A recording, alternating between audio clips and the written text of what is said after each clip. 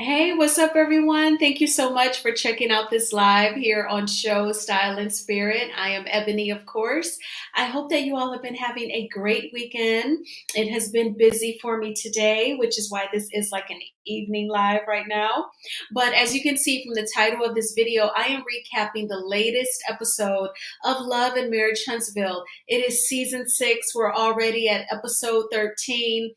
I'm not sure if we just have one more episode as the mid-season finale, but I believe that we are very, very close. If it is not next weekend, I'm guessing we're just a couple of episodes out before we reach that mid-season. So, a lot of great conversation in this episode. I took so many notes because I wanted to make sure that I totally spoke my heart completely. So, thank you so much. I cannot wait to jump right on in. I do ask that you please hit the like button on this video. It will cause YouTube to recommend this video to more people of similar interest. And please subscribe to Show Style and Spirit if you have not already done so. All right, y'all. So, let's jump right on in. First, you may have already checked out my video last night that I did about Carson, her YouTube live in response to Coleslaw doing an interview where she made a very salacious accusation that Carson allegedly wanted to sleep with Marceau. And, Carson basically said, that ain't me. That ain't what I do. That's what you do. You're into married men. So definitely check that video out. That wasn't a live that I did, so it would be under the videos tab right here on Show Style and Spirit.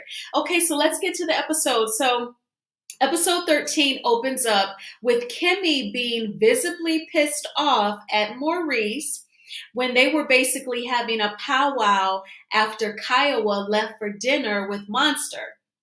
And what was really kind of sad is that Kimmy said in her confessional that Maurice actually does what he can to protect his ex-wife and his son, but at Kimmy's expense. So it dawned on me at that time that Kimmy is not really so much pissed that Monster won't obey her and clean up his room and take out the garbage. Very simple task for a healthy teenage boy. I think it's much deeper. I think that, she paints this picture that it's about, oh, he won't do his chores. But I think that Kimmy still feels like the girlfriend. I think that she feels like her and Maurice are just shacking with the little boy. I feel like she thinks that she's not really like in the family. I think she feels like the family is still Maurice, Kiowa, and Monster, especially for her to make the comment that she feels like Maurice protects them at her expense. Kimmy feels like she's on the outside, y'all. But see, I just wouldn't even put up with the foolishness and immaturity that is Maurice anyway. What's up, Linda? Thank you so much for being here. I appreciate you. So then, as usual, Maurice doesn't get it. If anybody lacked emotional intelligence, it is definitely Maurice. He actually was gaslighting Kimmy and said to her that, for the anger that she has, it's on her. Yeah, you're still not over it. You haven't let it go. And then he has the nerve to pull out his cell phone and starts texting Kiowa to set up a sit down with Kimmy and Kiowa. If this wasn't giving, not Stepford wife, but when you like a polygamous sect, that's what it was giving. It was giving big love. And like he's like arranging for his two wives to come together and discuss dinner or something, or the schedule for the chores. It was weird. How are you gonna make your wife, who is an adult woman, older than you, meet up with your ex-wife? When very clearly she wants you to handle business. She wants you to have her back. And then you're just going to throw her out there to dry and then just you're just going to text Kiowa. Because see, now she would look crazy if she didn't do the sit down after you didn't text her. That's totally not having Kimmy's back. What's up, Sandra? Thank you so much for being here. It means so much to me. So I felt like my heart kind of went out to Kimmy because I could not believe that he just arbitrarily went around her and scheduled the sit down with Kiowa. It is going to be for good TV, but the principle of it is that he does not respect you, Kimmy, and you deserve so much more. So then we see where Tish is actually having a photo shoot with her two daughters, Macy and Mila, for their hair care line. That allegedly the rumor was that, it could have been some sort of partnership that she actually had with Stormy, because people peeped that the ingredients was the same to some of Stormy's products. And then the label actually looks like Sugar Mama's. So if copying was, a family, we already know who it would be. Thank you so much for being here, Pretty Brown Eyes. Y'all definitely subscribe to her channel if you have not already done so, but I believe you already are. Her channel is popping over there faster than a ray of light. All right, that's awesome. So then we see where Kiki pops up at the photo shoot, and Tish tells her that she's going to be in a ceremony in Mobile, Alabama, where she was given the key to the city, and she wanted Kiki to be a part of it. So you may say, who cares? Well, that's going to be pretty much the gist of another scene that we see between the two of them. So let's go ahead and move right on along. So then we have a scene with Melody and Kimmy. So y'all know whenever they do one-on-one scenes, just the two of them, I love Kimmy and Melody together. It's like grown woman conversation. It's realistic. They don't interrupt each other. They don't disrespect each other. And it's just, I always say, you just add Sarah Jessica Parker to their scenes and you got Sex in the City. So I totally love Melody and Kimmy's one-on-ones. They decide to meet up at a spa. And Kimmy actually needed this. She just didn't need the physical relief. Kimmy actually told Melody, I'm actually really glad to be here with you because I need some stress relief. This is horrible, y'all. Not only is she dealing with a major health crisis that could have taken her from here, but she is literally being disrespected by her husband. I made a video a few weeks ago, saying slow burn, question mark, because I thought we watched a marriage, end with Melody and Martell, but we are watching another marriage slowly burn. That flame is like slowly going out, like all of the wax is burning in the candle. And I hope Kimmy, if she does decide to leave, that she doesn't feel away, don't feel embarrassed. You wanted romantic love, you tried at it, you did get married. Don't feel embarrassed at all. Now, what she should feel embarrassed by is Maurice's interview with Carlos King. The feedback that I got about it, I didn't even watch it because I did not want to be triggered. He totally describes her like she is a piece of meat or just a hole for him to stick his head into. And you know which head I'm talking about? So I'm just not feeling that. And I don't even want to give that any energy because I don't even want it impacting me. So let me get back to Melody and Kimmy's scene. So I feel like their scenes, they both add the right dose of feminine energy and intellect to their scenes. It's almost poetic, y'all. And Kimmy actually says that, I need some stress relief. And Melody said, well, at least you have Monster and Maurice to help you. And Kimmy goes, well, actually, I don't have them to help me. And Melody's facial expression was like, what? And she said, yeah, it's not just Monster. So Kimmy now is opening up, y'all. She's taking that Band-Aid off that's called doing your chores and taking out the garbage, Monster. She's saying, I feel like Maurice, he doesn't really have my back, but he have Kiowa's back. And she said, Kiowa is still mad at me because she thinks that I interfered with her marriage. And Melody just directly asked her, well, did you interfere with her marriage? And y'all, this is what I love about, another reason that I love their one-on-one scenes. Melody gave her the why behind the question. She said, because, you and I have never talked about it.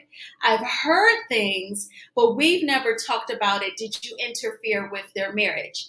And because Melody gave that why, and because Kimmy is mature enough, Kimmy cannot get offended by that. In her confessional, she didn't say that she felt like Melody was shading her or disrespecting her. She answered the question. She actually confirmed that they were not legally divorced yet. They were going through the proceedings when she and Maurice got together. And then she says, and Kiowa thought that they were reconciling. Now, Kimmy, in my opinion, that ain't good. That's bad. For Kiowa to think that she and her husband at the time were reconciling, but he's dating you, in my opinion, that's case why Healy for Maurice was sleeping with both of y'all at the same time. Yes, he was. He was sleeping with Kiowa while they were going through the divorce proceeding. And Kiowa took the physical exchange as, oh, we must be reconciling. We must go get back together. So Kiowa's heart was probably broken a few times. Once when they decided to start the divorce proceedings, and then again when she thought that they were reconciling, and then learned that he is with you. So Kimmy, in my opinion, once you learn that Kiowa thought that they were reconciling, aka he was sleeping with the both of y'all at once, you really should have been done with Maurice right then and there. But you decided not only to keep dating him, but to marry him. And that's when it gets so tricky. But anyway, let me just stick to my notes and keep it going. So after she explains that, Kiowa thought that they were reconciling, they basically talk, and Melody was like, so are you excited to talk with the wife? And of course Kimmy said no, and then they kind of switched subjects. Melody got a chance to vent to Kimmy about the whole trial thing for the custody with Martell. And then Kiowa actually said to her, what annoys me, when she says, well, I like it when you two are cordial. When I see you two being cordial, it makes me think that you two can have a common ground, and you two just have to meet halfway. And Melody gave her a facial expression that said, absolutely not. You can't work fairly with Martell because he just wants to control Melody. He wants to know who she's dating. He wants to control everything about her life. So you cannot work fairly with a person like that. That is not normal. That is not moving on. And that is something that Kimmy and the other pygmies do not understand. Someone who's stalking and who cheats and lies, you can't trust that person, and you cannot work fairly with them. So, and Kimmy didn't get it. The only profound thing she said when they were talking about the custody case was, Kimmy said it's such a trip having to deal with that, and it's such a mind F-U-C-K when you're dealing with custody over your kids. And she was like, but these are their daddies. These are their daddies. Now, and some of y'all may disagree. I don't subscribe to just because someone is the biological father that he should just have whatever he wants or have full custody. No, no, no, no, no. He may have just been a sperm donor. If he's trifling, if he doesn't know how to go out and get a job that will pay all of the household expenses and he can't take care of his kids, he might just be a sperm donor.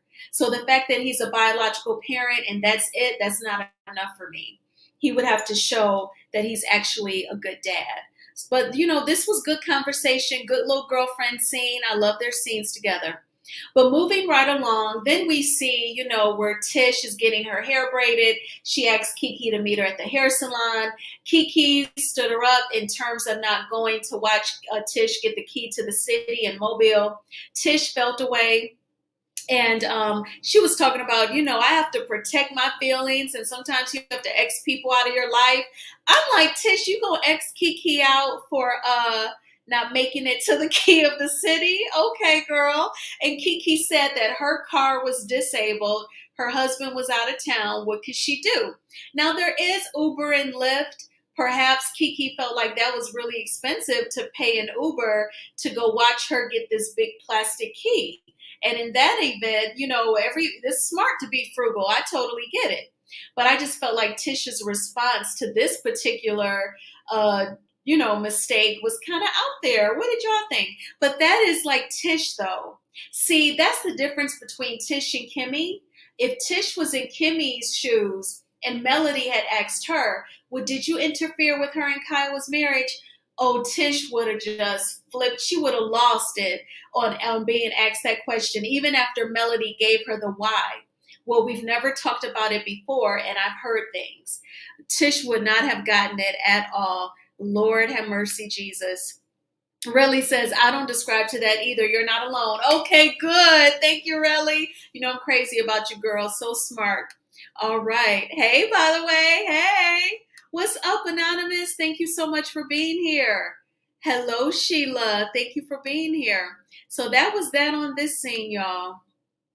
So now, and this is another reason why I wanted to take a lot of notes because there's so much to unpack here. And I got it. We're gonna break down Melody's conversations with the Fletchers, and then I'm gonna go to Marlene and Martell. Because the way production did it was good. They did like a compare and contrast with their editing. So Melody and the Fletchers would discuss some, and then Marlene and Martell would discuss it, almost like we were getting two sides, of the coin, right? Of the trial. So I'm going to talk completely about what the Fletchers and Melody talked about, then go to Martell and Marlene. So let me see. What's up, Lee? Thank you so much for being here. Relly says, I feel like this is Tisha's sly way to push Kiki out of scenes. She's finding any reason to cut her off. That is a very good hunch. Very feasible. And it makes sense because we know now, since they've been filming the second half, that they have totally fallen out. So really, I think you are correct. So we see where Melody goes over to the Fletcher's home. I thought their house was beautiful. Oh my gosh. And Melody did a dance because Chris Fletcher has a TikTok for his realty business. And I guess his theme is like always dancing on his TikToks, which is perfect. I think that's awesome. And so, she was very lighthearted. The Fletchers was cool. Nell was just feeling a little pissed. She said, I don't like getting subpoenaed to court. And then Melody explained to us in her confessional that not only had the Fletchers been subpoenaed to court, but they did not have a clue about it. Because the Negro that added their names, I guess, to like a witness list, he didn't even give them the courtesy of a heads up to let them know that they would be subpoenaed to court to testify in a child custody case. Martell, you don't even let folks know and you're just throwing names out? Excuse me, sir? And Melody said, of course, Martell didn't even tell that he was, having them be subpoenaed. That's just like him. What kind of a friend does that? And I totally agree. So Martell actually thought the Fletchers were going to be easy to turn against Melody. He's had great wins with Destiny and Stormy. So he thought the Fletchers were also just as simple-minded and hungry for fame that they would betray this young lady. But no, from what it sounds like, they have totally had her back. Thank you so much for being here. TL Gray. Tisha is so exhausting. She always plays the victim and it's old. You ain't never lied. Goodness. Relly says, Martell doesn't care. He's nobody's friend but his own. That's what I wrote down here too. He is controlling. He just wants to control Melody's life and control really everyone that he has to interact with. He wants to control them. Do y'all think that Martell ever manipulates Carlos?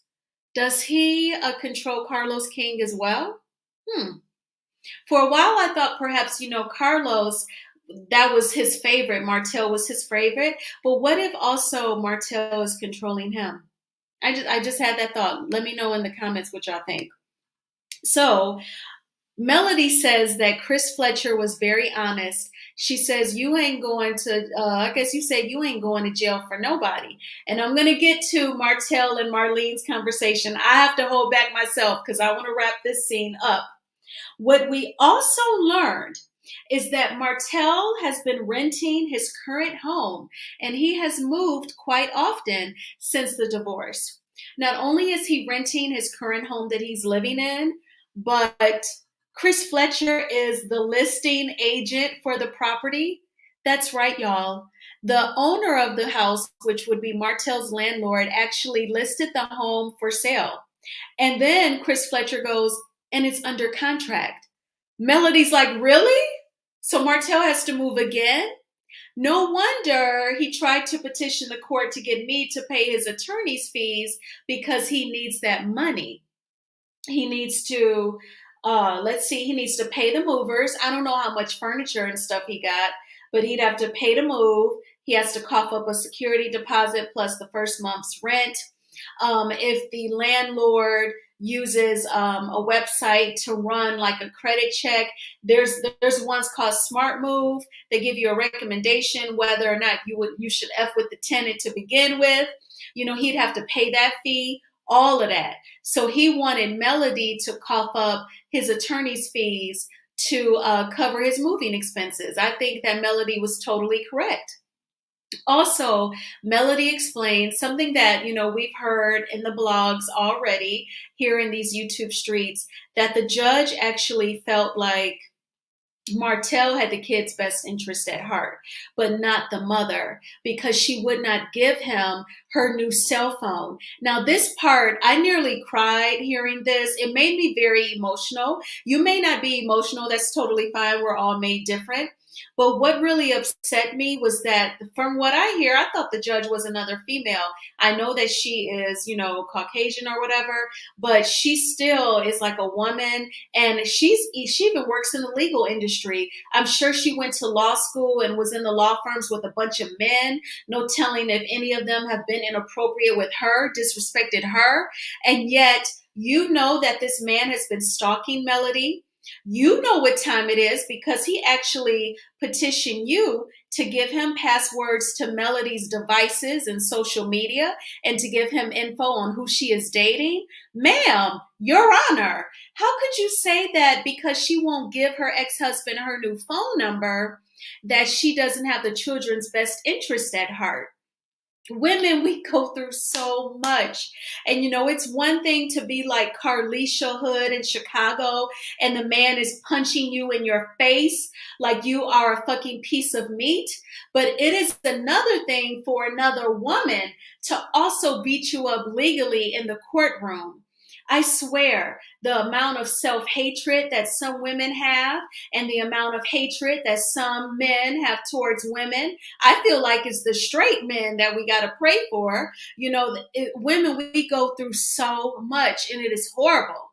So kudos to Melody for appealing that ruling, because I wouldn't want that in no paperwork either.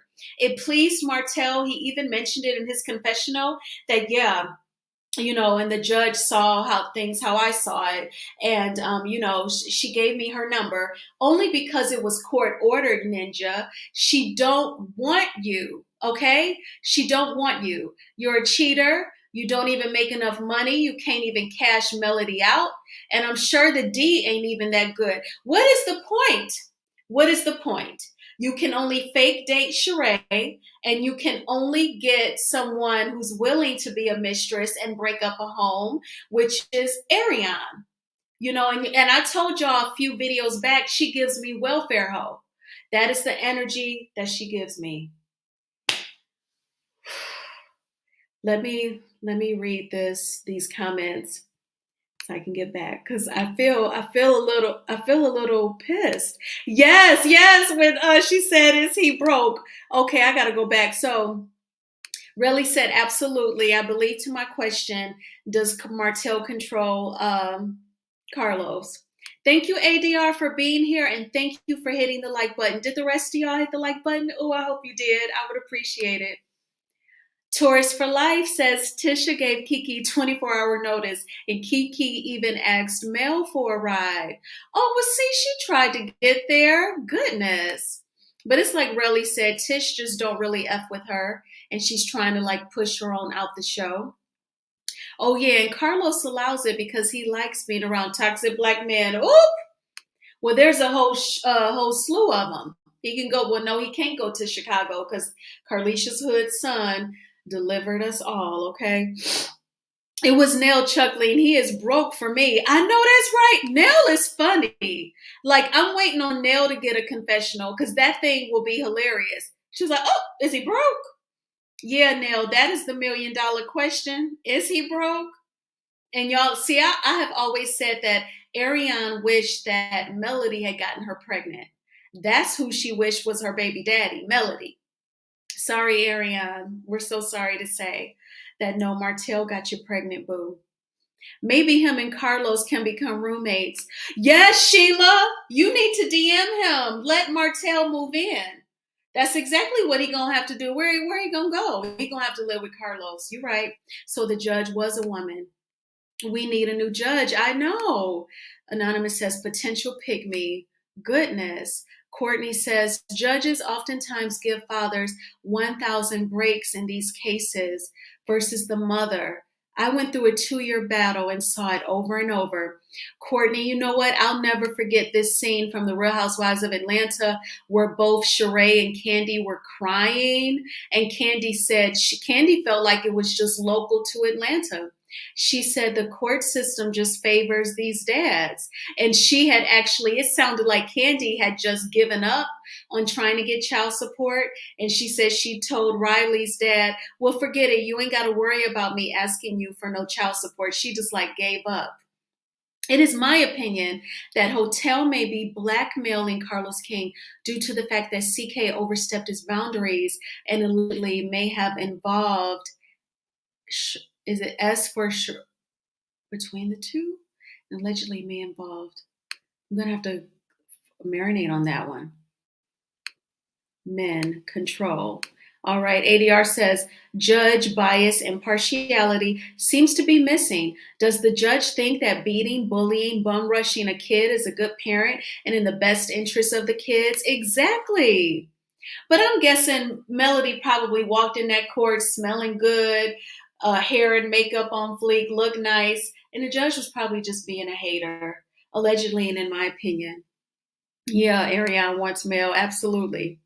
Thank you so much for being here. Thank you so much who said that. I appreciate it. So y'all, there was so much tea that Chris Fletcher spilled.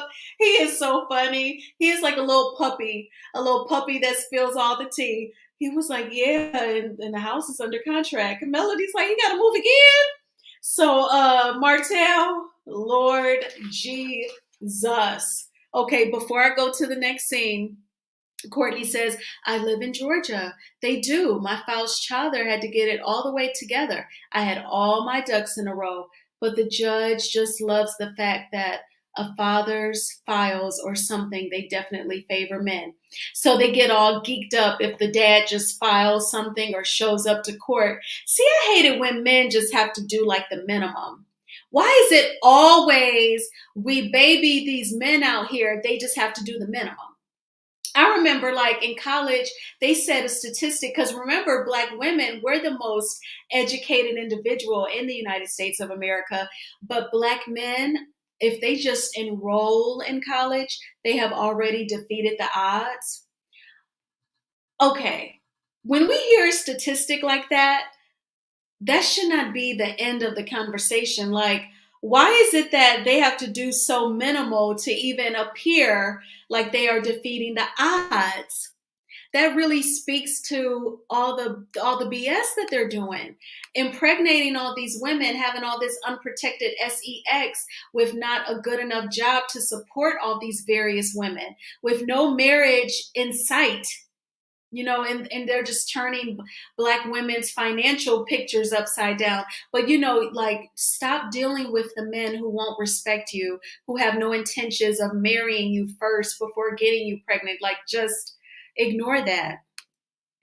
What? They just enrolled? Yeah, that was a statistic that I heard when I was in college. If Black men just enroll, they're already defeating the odds. They don't even have to finish. But by the time they finish, it's like, they are like Houdini or something. But let's go ahead and move on to the next scene. So then we see, mama and son talking, Marlene and Martell. And Martell was annoyed by a few things. So number one, Melody wanted to go to trial. That was more expensive for Marty, but that was not Melody's problem. So I think that was very smart for Melody to want to go to trial. I'm no lawyer, but I just think having that opportunity to bring out all of Martell's controlling, abnormal, stalkering behavior, that's alleged, and in my opinion, based off of what I've heard in the media, I think that it was smart for her to have that opportunity to present those things in court. And then also all those people who spoke, including his mama, who sounded like Marlene was being neutral and being truthful, that she knows that her ex-daughter-in-law is a good mom. Pretty Brown Eye says, it seems like they give these losers credit for doing the bare minimum. I agree. they get the credit for doing the bare minimum, just like Courtney said above. If they just file something or just show up, they're Father of the Year.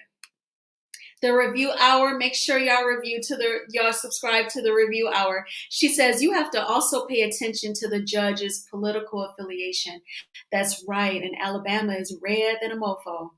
Most Republicans with so-called family values tend to salivate over fathers asking for custody. Oh my gosh. Great. Oh, thank you, Eve. That's true. That's a very good point. Yikes.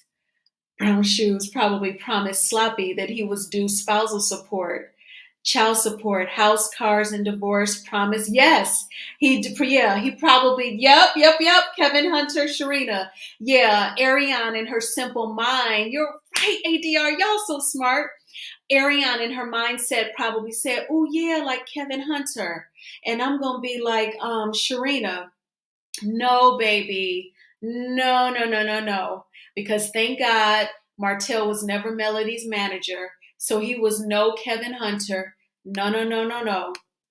Are you talking about the Judge Anonymous? Okay, I'll drop the link once I wrap up the episode.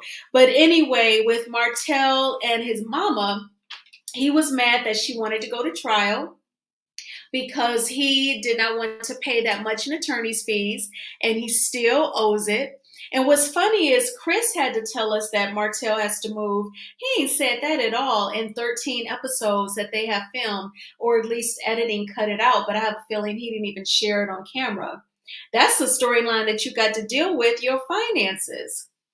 Then Martell didn't like Chris Fletcher being an independent thinker and unbiased in court. He's used to people like Destiny and Stormy turning on Melody on a drop of a dime, but the Fletchers didn't do it. I'm sure even because sometimes allegedly, and in my opinion, Chris kind of comes off like a pussy. But I think when he's like a pussy, his wife Nell tells him, "You got to man up. Let me take off this strap and you put it on." Okay? You're going to have to man up in court. Don't throw this girl under the bus. You know she is the one that's financially taking care of these kids. You know what time it is. Don't be afraid of him. You tell the truth. And that's what he did. And so Martell is mad at him. And then he gets mad at his mama for not being biased against Melody. Now, I feel like Marlene, and I feel like she's kind of complex. I don't think she's 100% off for her son. However, I think that she fears Martell and she has to come off like she's 100% for him. Because I remember when it was all first going down, I remember the scene where Marlene said, "You just like your daddy." And when that aired, by that next season, you could tell that Martell had gotten on his mama, fussed at her, probably guilted her into saying, "You need to speak up for me on camera." And that's when she started calling Melody spoiled and saying, Martell did everything around the house and Melody didn't do nothing. It was after Martell had fussed at her for saying that he was just like his dad on camera, and it aired. What's up, Miss B? Thank you so much for being here. I appreciate you. Relly said, Mel said the Fletchers made it clear they weren't going to choose, even though Martell has asked them to. Very, very good. And thank you for adding that, Relly. I appreciate it. What's up, Succeeding to? Oh, anonymous. Everything said here is alleged and for entertainment purposes only. Marlene is definitely afraid of Martell. Okay, so we are on the same page. Yes, indeed. In my opinion, Martell threatens. Yes, I know. Allegedly, and in your opinion. She didn't want to be stuck babysitting those kids. So she made sure she was going to testify to keep it joint. 100% Pretty Brown Eyes. Because we just saw like either the last episode or 2 episodes back where Martell expressed to his therapist his anger that the babysitter canceled and his mama said no to babysitting, and that made him angry. He wants yes people. And what's so ironic? And let me know if this is like a narcissistic trait. But remember when he filmed a scene with it wasn't season 6, it was with Lewis and Tiffany, and he told Tiffany and Lewis Melody just wants yes people around her. But he was like projecting, he was talking about himself. He wants yes people around him. He don't want nobody to tell him no. That's scary. Martell probably told her to say it for camera purposes only. The part about him calling Melody like lazy or something. Slops and Sharina husband. Slops followed Sharina and copied her hairstyle to a T, wore the exact same hairstyle to that wedding. Shein brown shoes went to Lil Chucky and Toad, not with her daughter. They're just them. Yeah, I know. She wanted all the bloggers to think she was getting married. I knew that had to be crazy. And I went on her IG stories and figured it out, honey. She is for him, but she didn't want to babysit all those kids, especially that second son. Lord Jesus, who would want to babysit him? In the words of the lady from In Living Color, Chucky wouldn't even play with him. Goodness. Hotel is the definition of a B. Made little girl. I know that's right. What's up, Virgo energy? Thank you so much for being here. Relly says, use a finger, any finger, and please click the like button. Yes, thank you, Relly. I think she suffers more so from guilt because Marlene puts who behind down about babysitting. I don't see fear, I see guilt because she did not raise him. That is very profound. Absolutely. Yes, hello. I appreciate you all for being here.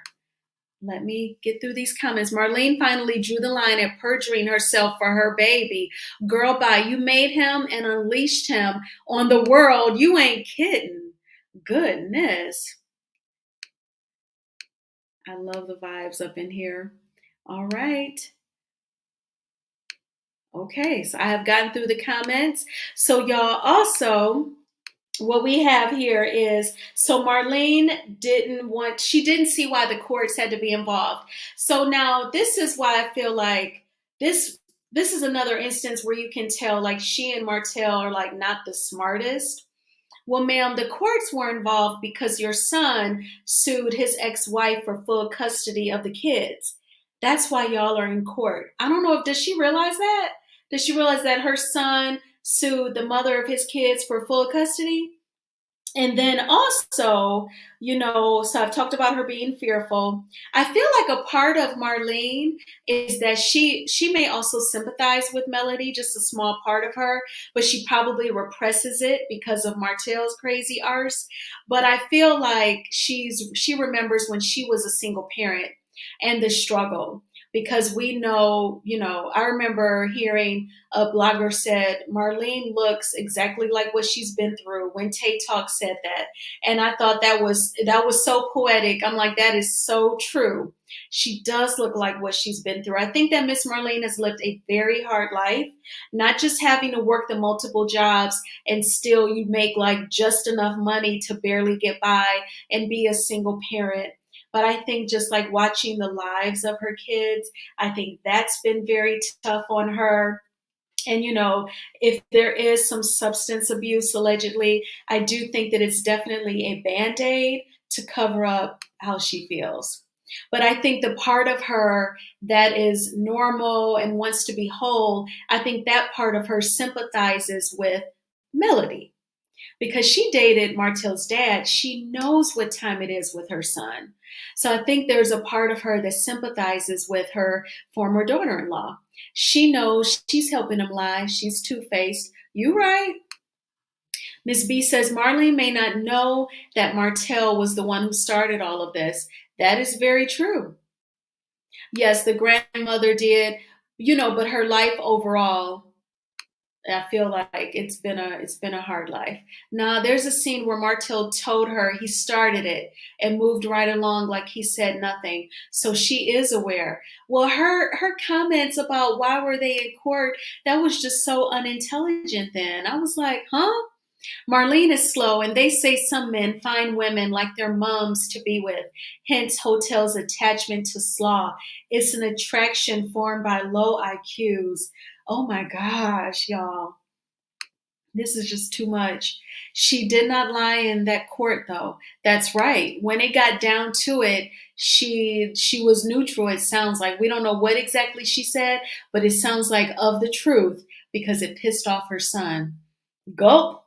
Someone showed that Marlene slash him scene when he fell back on the couch. Gulp. I was like karma thinking he had some kind of steroid induced heart attack. That'll make him shut for a while. I know that's right. But Marlene calls him a king. I know. And can we stop stuff like that? Even Kimmy said that to Maurice. We're raising a king. Would y'all please just shut up? I'm sure he fed her information like he did the others. Yeah, right. Perjury is a criminal offense. Yeah, and she didn't want to go to jail. She did the right thing, but he expects them to perjure themselves. That is wild. The only time when I think of the word perjury here in Detroit, I think of former Mayor Kwame Kilpatrick, who went to jail. He had a sentence of 28 years, but 45 pardoned him. And we don't see him on social media. He ain't said a doggone thing. It gets really deep. I won't go into it, but it was like he was charged and convicted of perjury about there was a lot going on. I won't even get into that. I'm going to stick to the show. Marlene knows her son started it. It's just that she is so moronic that she can't keep the lie straight. It's too taxing for her chicken brain to comprehend and maintain. Dummies, both of them. Did y'all peep the part when, so I guess Melody threw out there, well, what about you get the kids 6 months? I get the kids 6 months. Marlene and Martell were acting like that was so bizarre. So if you too thinks that that's bizarre, I'll be honest, I did not, and maybe it's because I'm not a mom. So Marlene and Martell, this is just Ebony's opinion, but I don't know if you two are aware of Marlene and Martell, but there are 12 months in a year, and when you divide that by two, and we would be dividing it by two parents, because there's two parents for every kid out there in the world.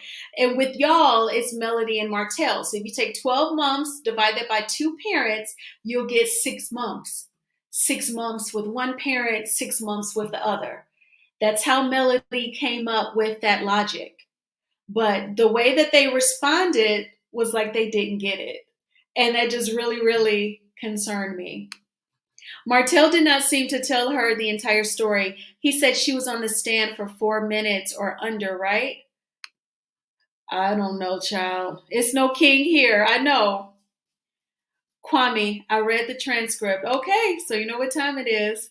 All right. So exactly, because Monster is acting real jesterish right now. So let's start giving out the unwarranted label. Yeah.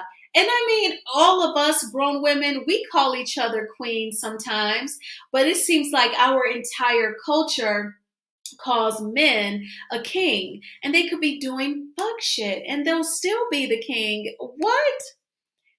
And the only thing they raising is right. 6 months each, exactly. Dumb and Dumber, I know it was so embarrassing. What's up, Mood Makers Home Decor? Thank you so much for being here. We were commuting from work downtown Chicago, riding the train, reading that Kwame info. It was juicy. Yes, it was.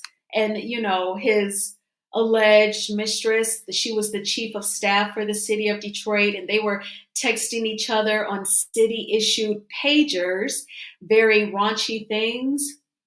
It was juicy. What's up, Miss Reese? Thank you so much for being here. He can't even take care of them for the week he has now. Say it, Sheila. Say it.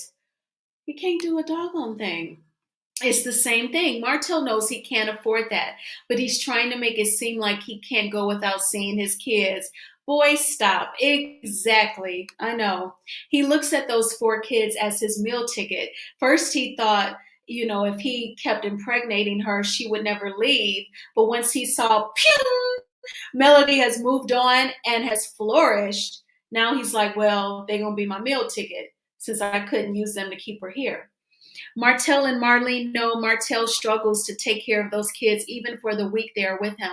So 6 months of feeding 4 kids would be impossible for him to cope with financially. You are absolutely right. We really are queens. That's the difference. 100%. Peasants and court jester. And Chris said the house has an offer. Yes, he did. He said the house is under contract. That is crazy. I agree with you about the king statement. King behavior equals king title. Absolutely, the review hour. Plus, isn't Hotel homeless now? His latest house has sold. Where would he keep the kids for 6 months? Mel, stop playing in that man's face like that. She knew he was probably like, WTF? Her husband seems to really stand behind her, and Kwame's wife, my heart went out to her. Yes, absolutely. It was a joke. She was saying, did she really want the kids full custody? If he really did, he would have took the 6 months. That is a very good point, Mood Makers Home Decor. That was a very good test. Melody is so smart, and he didn't want them. And yeah, and he even said in this scene, yeah, she offered for 6 months. I can't go. I can hardly go a week without my kids. But Ninja, you're the one who said you wanted full custody. That's why Melody was offering you 6 months, but it was also a test, and he didn't fall for it because he don't want them that much. And like Virgo said, he can't even afford them. Did he really want them? He really wants that child support. That's why he's in therapy, because he's still holding out. Martell can't take care of himself and he has to move again too. Exactly. Mel's playing chess, not checkers, with a 6 month deal.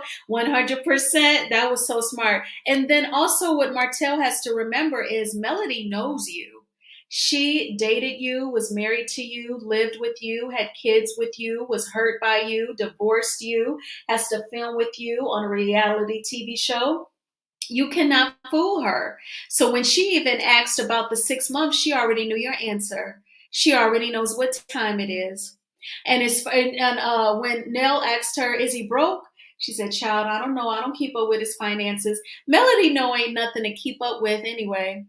It ain't like when he does his taxes, his tax preparer is spending hours upon hours and days filing schedule A with the rental properties, and or schedule E and this business and that business. Ain't nobody doing that. He can do his taxes himself like that, bada bing, bada boom, and be done with it. Marlene and Brown Shoes. Brown Shoes tends to lie like a mofo, takes things out of context, 6 months off. If Melody said that, she could have been facetious. Yes, he takes her sarcasm as literal gospel. Yes, he does.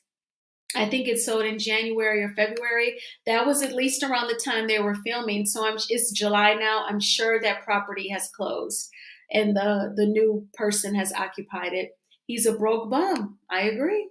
I hate that the kids have to be around him even for that week. 6 months of his toxic behavior would ruin those kids. They would probably be begging her to come and pick them up. Harassed and stalked by Hotel. Absolutely. So zoos call a lot of apes gorillas in the zoo king. That's very true. That's the context. I took Brown Shoes being a king reference, just my opinion. I know that's right.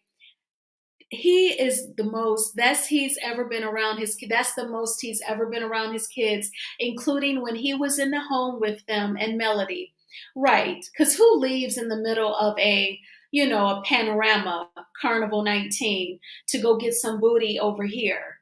Just trifling. What about his wine? I don't think even his wine, like the expenses versus the revenue, I don't even think that's complicated or time consuming for his tax preparer to write up. I really don't.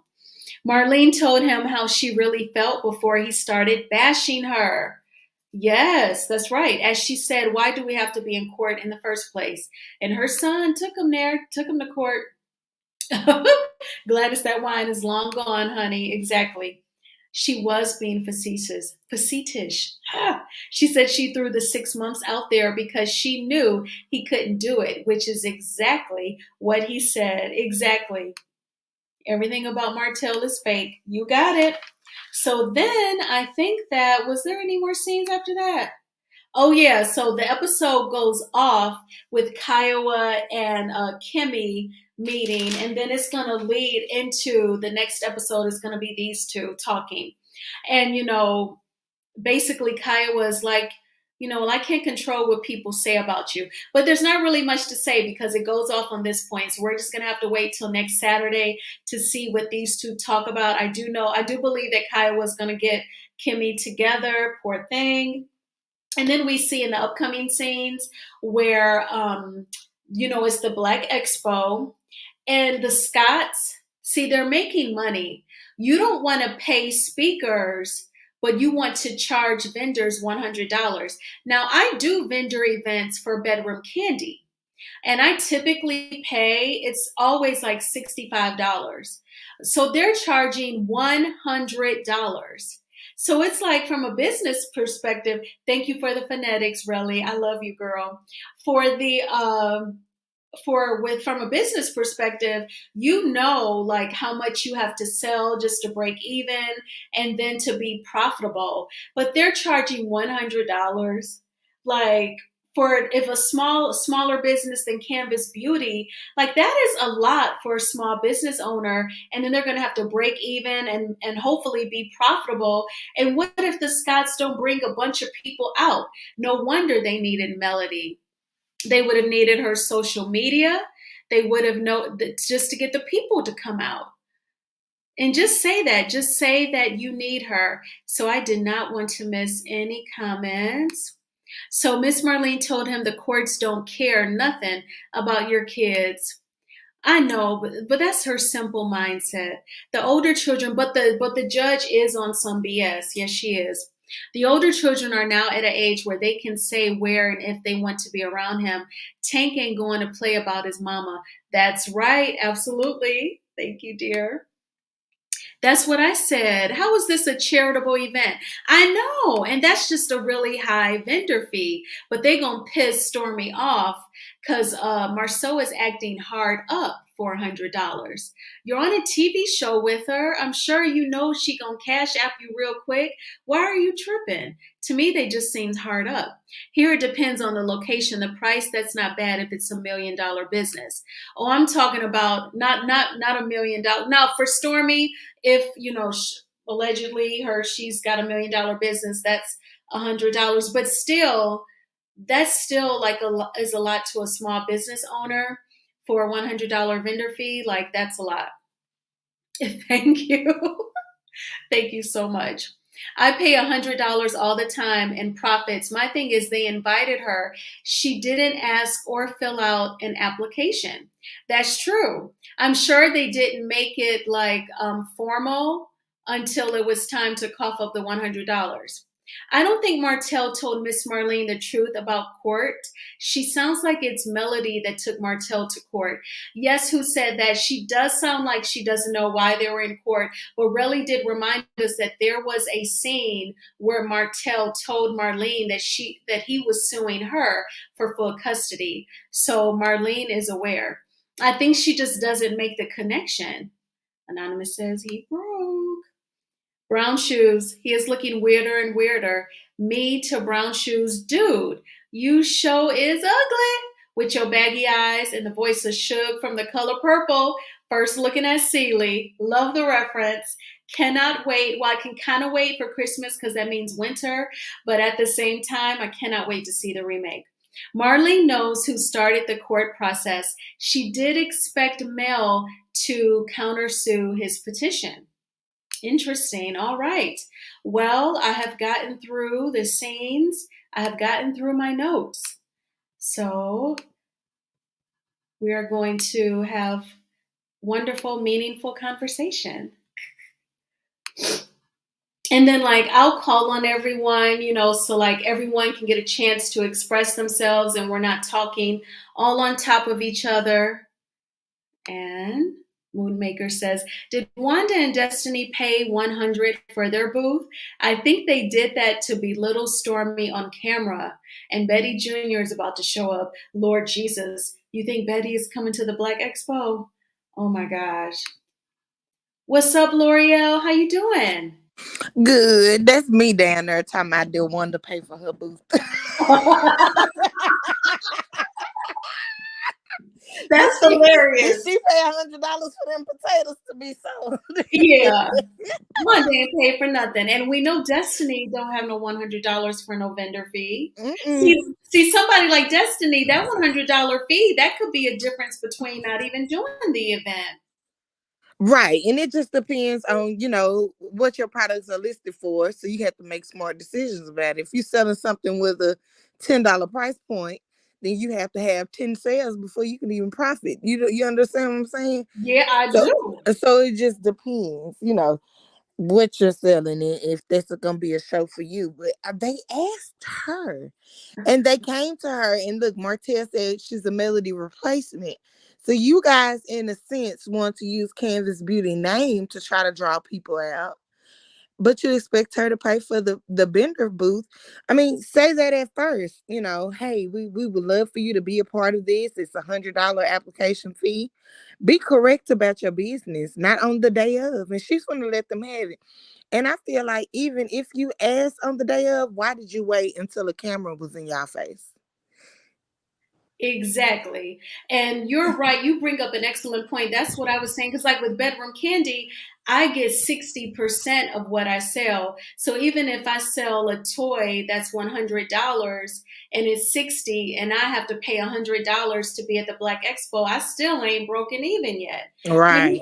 but you're Yeah. right though. And then they ask her on camera about it. But I think you're right. They didn't lay it out for her. They just did it to embarrass her. Unprofessional. And I think they tried to make it, to belittle her in a sense. Like you didn't pay your $100.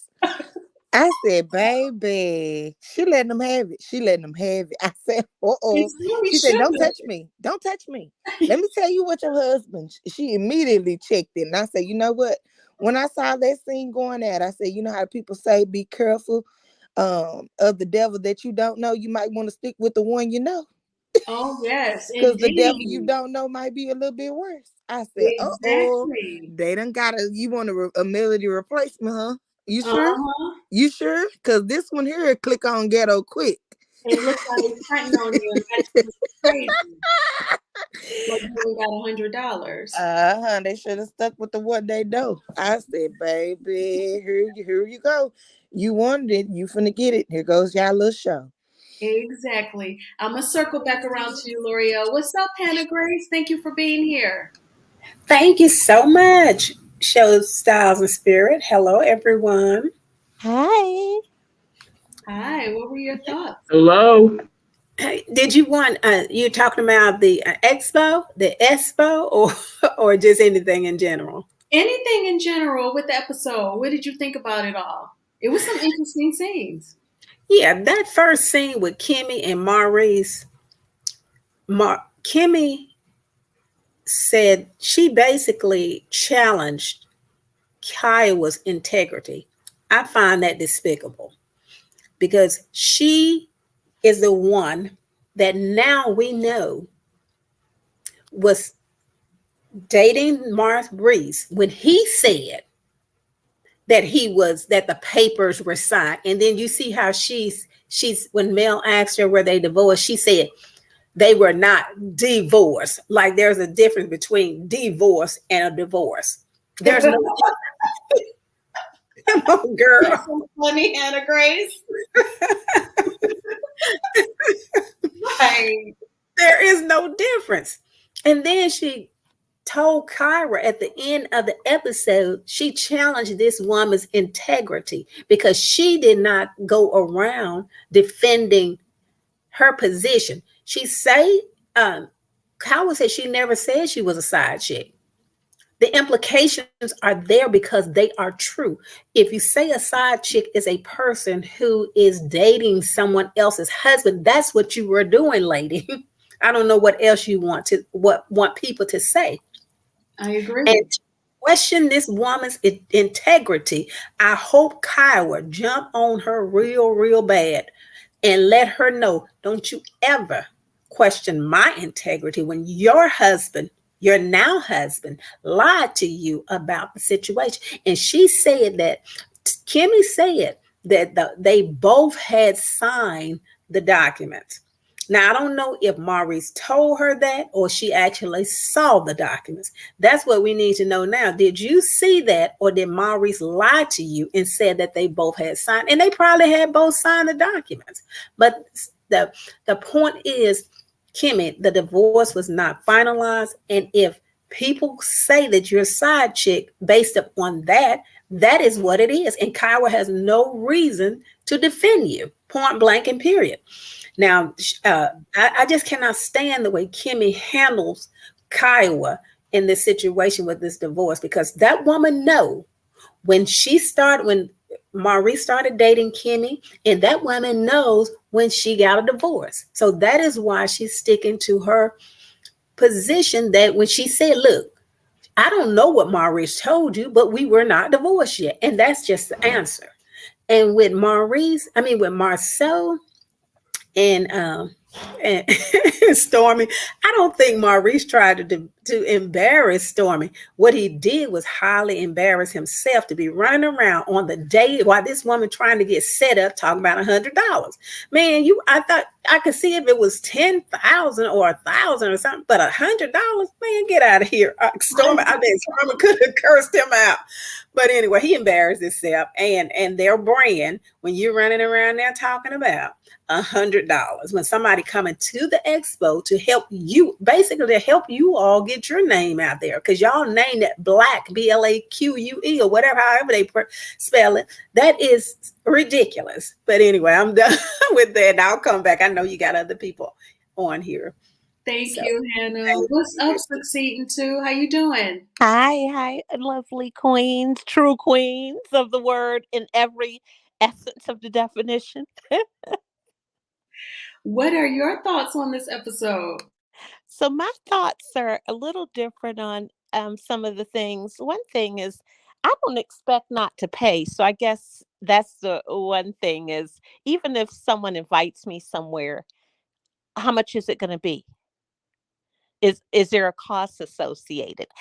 As a business person, that should have been common sense for her, but we know since she doesn't pay, she doesn't ship, she owes people, that wouldn't be anything that she would ask. And I don't know if her name is out there like that in those streets. I know that it's not out here like that. And, all these places have allegedly canceled her for her to draw a crowd because Canvas Beauty is going to be there. I mean, they could go to Walgreens, whatever their local drugstore is. They don't have to go to the Expo to get their Canvas Beauty just to see her.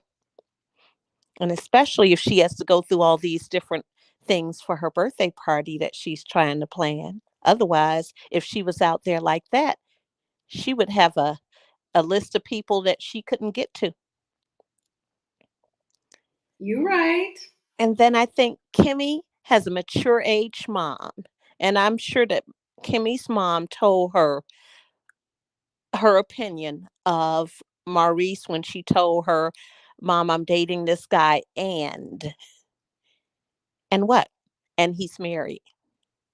Ooh, I would not want to tell my mama that. And her mom just seems like I don't know. And Kimmy, especially with her being raised, you know, that the way she was with her mom. So I'm sure her mom let her know her opinion on that. And then people are trying to change Webster's definition of the word, of the meaning of our ebonics of side chick. Side chick is what it is. Yeah, and you're absolutely right. And Hannah Grace said that too. If a side chick is dating someone who's married, then Kimmy, that's you. And then to add insult to injury, she told Melody that Kiowa thought, although they were divorced, they were going through the proceeding, in Kiowa's mind they were reconciling. So Maurice was still screwing his wife and Kimmy at the same time, in my opinion. That's what it sounds like to me. And Kiowa took the physical for we're getting back together. Yeah, and I do think he was giving out those vibes to her. Because he's looking for Kimmy. He won't say, he has never stood up and said, well, Kimmy, you're not, or told anyone that she wasn't. even when they were in the pool in Vegas and Martell said it, he didn't say a word. Yeah. And Kimmy has given us several different stories. She must have forgotten that some of us Taurus Aries remember those stories. So when she got on the show, she said, this is what she said, and I know y'all remember. She said, Kimmy said, in my SC voice, that her and Maurice were not together. They were friends. And they were just spending time together as friends and friends only until he was divorced. Do y'all remember that? Yeah, the man with 12 arrest records, allegedly. Oh, hey, Anonymous. Yeah. I know you remember. Mm-hmm. And so Friends that's with what benefits. Is it friends with benefits is still a side chick? Is that what it is? She said that there was none of that going on, remember? Really? And then she changed. Well, that was when she said that when she was trying to portray this, that was before Kaiwa even got on there. See, once Kaiwa got on there, I don't think she could do anything with the evidence because, as you know, Anonymous, the evidence had been presented. Well, I thought that Maurice should just say he has an open marriage and then it'll be okay. Well, I don't think he could say that because we could see that Maurice respects Kaiwa. And I say that because not respect in the sense of what he did to his marriage, because that was disrespectful, but he wants Kimmy to apologize for Kimmy being a side chick. Maybe he's done his apologizing to Kaiwa. I don't know. And he wants Kimmy to do her part. And he's saying, because that's why he keeps saying to her, you got to fix it. It's still something there. You have not talked to her. I think he wants Kimmy to say, I'm so sorry. I slept with your husband. We were together for 7 years, remember, prior to.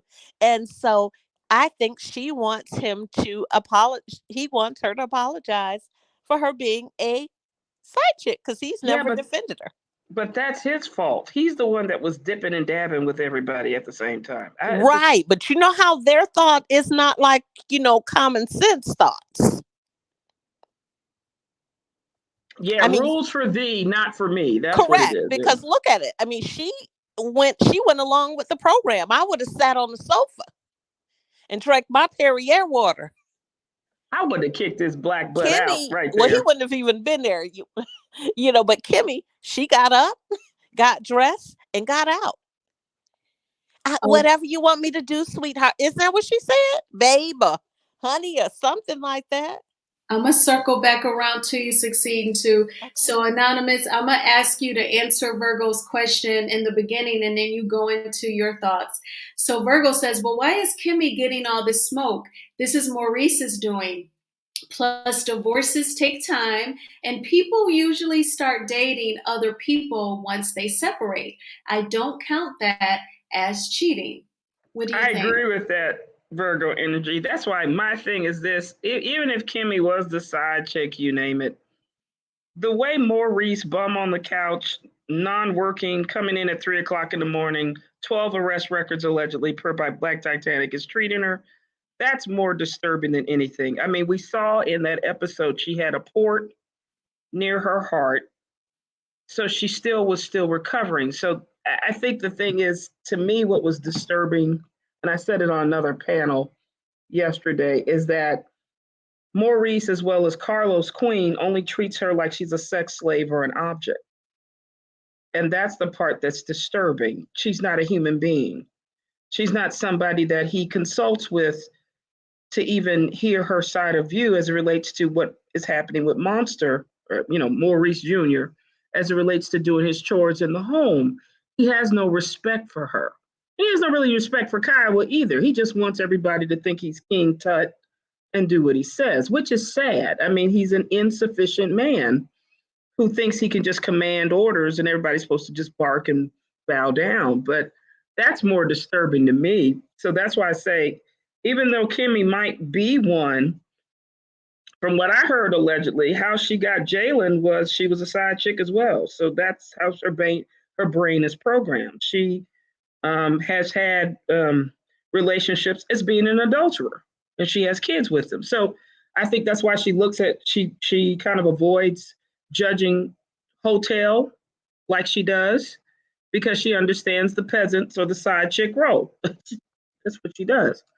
But it's more so the men, how they treat the women is what's more disturbing than anything. I just think just no empathy, no compassion. But I wanted to explain because I know everybody asked in the chat when you were talking about what the courts do regarding what that judge was saying regarding the difference in parenting and you name it. I think what people don't realize is it's not really what's in the best interest of the parent, it's the best interest of the children. Okay. Usually the general rule is even though Hotel is dumb, illiterate, and doesn't know anything, if he at least makes a minimal effort to be in the kid's life, that's what the courts usually want. It's more they want these people to calm down emotionally and do what's in the best interest of the children. So it's not like what they're looking at now because they know it's very emotional. They give a lot of leeway because they don't want them coming back here to court off and on every time. They want them to learn how to co-parent together. So that's what I'm seeing. At least I know in Alabama, I don't practice there, but I know in my state that the courts will generally like for the parents to co-parent like off and on every week because at least each parent has basically 6 months because their goal is for them to get their tension and their emotional tension down so they can be better parents moving forward. So it's more of a, she wants him to be better than versus looking at what he's doing right now. But the dilemma is people who don't understand the 8 demonic spirits in a narcissist, they don't understand that when a person like a Melody has left Hotel, his goal is to destroy her by any means. He's going to use the courts to destroy her. He'll use the children to destroy her. He's a very vindictive and revengeful person. He'll use peasants like the Revenge P to try to destroy her. So I think that's the thing where I don't know how this judge was, but I think the judge, in my opinion, allegedly was probably looking to hope that he would be better, but not seeing that he has a mental health issue or mental disorder.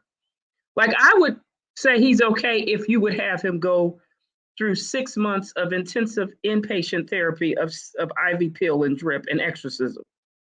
Yes, I would have the thing, but he has to be away for a while because he's dangerous. You know what I mean? He's just doing criminal acts right now.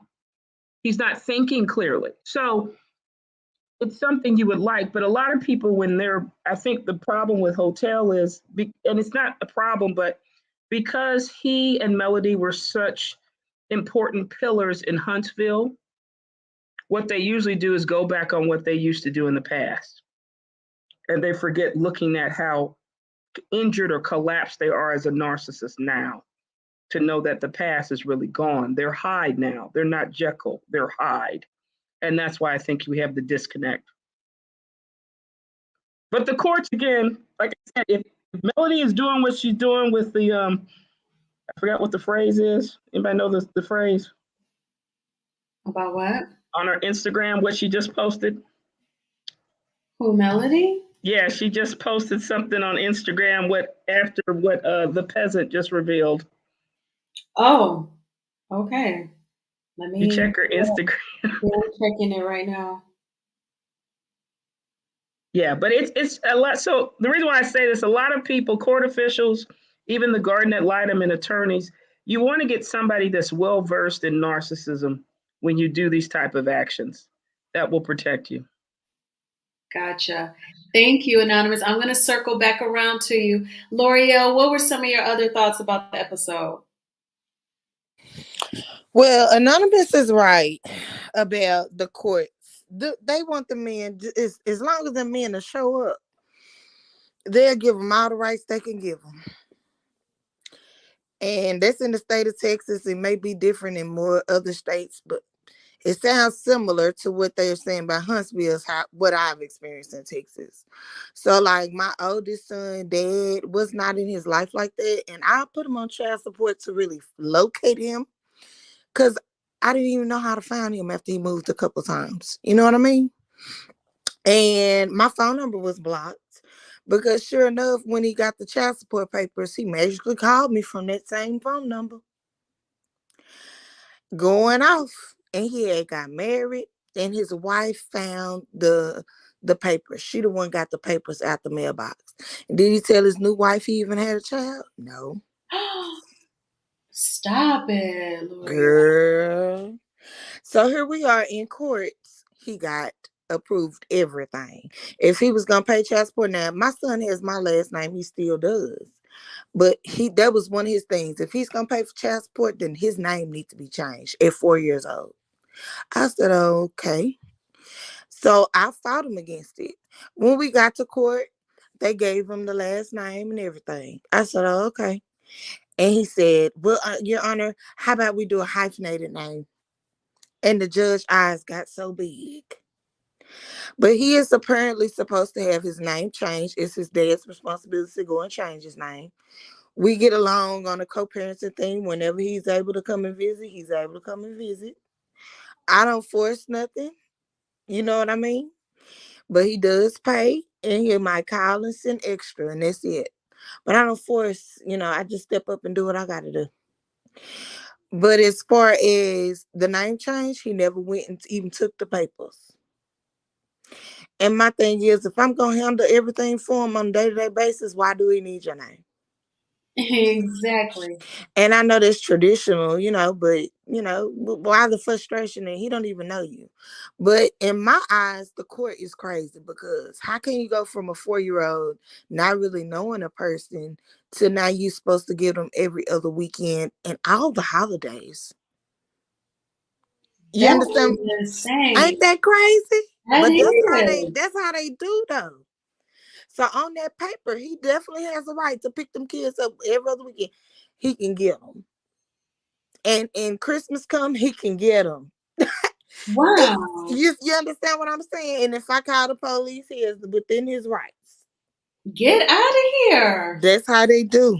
They want them to show up. And I'm like, y'all not going to ease the baby into knowing the man? I know, because he don't know him and he's supposed to go away for a whole weekend with a stranger at 4. Right. And they do want you to have their phone number and address. But I'm like, I need to go and see where y'all live too. That It's very biased. Because as a mother, I'm finna go to jail. I don't even know if my child going. I need to see where you live, who in there, the living conditions. You understand what I mean? mm-hmm. All of Absolutely. that. So it was very scary. And I mean, I knew he was just trying to be spiteful, and he since apologized for a lot, you know. But their relationship has gotten a lot better, but that's how the courts are. That That's how is. the courts are. And it's sad though that they don't show up until they gotta pay up. I guess they figure they paying, so they might as well show up. I don't know what it is. But that's how the courts are. So it is like that. That's all I was gonna say about it. Like, so I feel she like the need a worst tough attorney, period. like a real tough attorney. Yeah, to fight. And I do think Mel got a strong attorney just from her scenes with him. I think she got a good one. Yeah. So, But as far as the episode, I don't want to see Tisha and her cousin about. I oh think the my only scene I want to see is when they get ready to throw this water back and forth. Girl, You're because you so can tell right. they don't like each other. I don't know what they do. I think Kiki, she binge watched some Love and Hip Hop Atlanta. She was binge watching the old seasons and then she went and filmed. Yeah.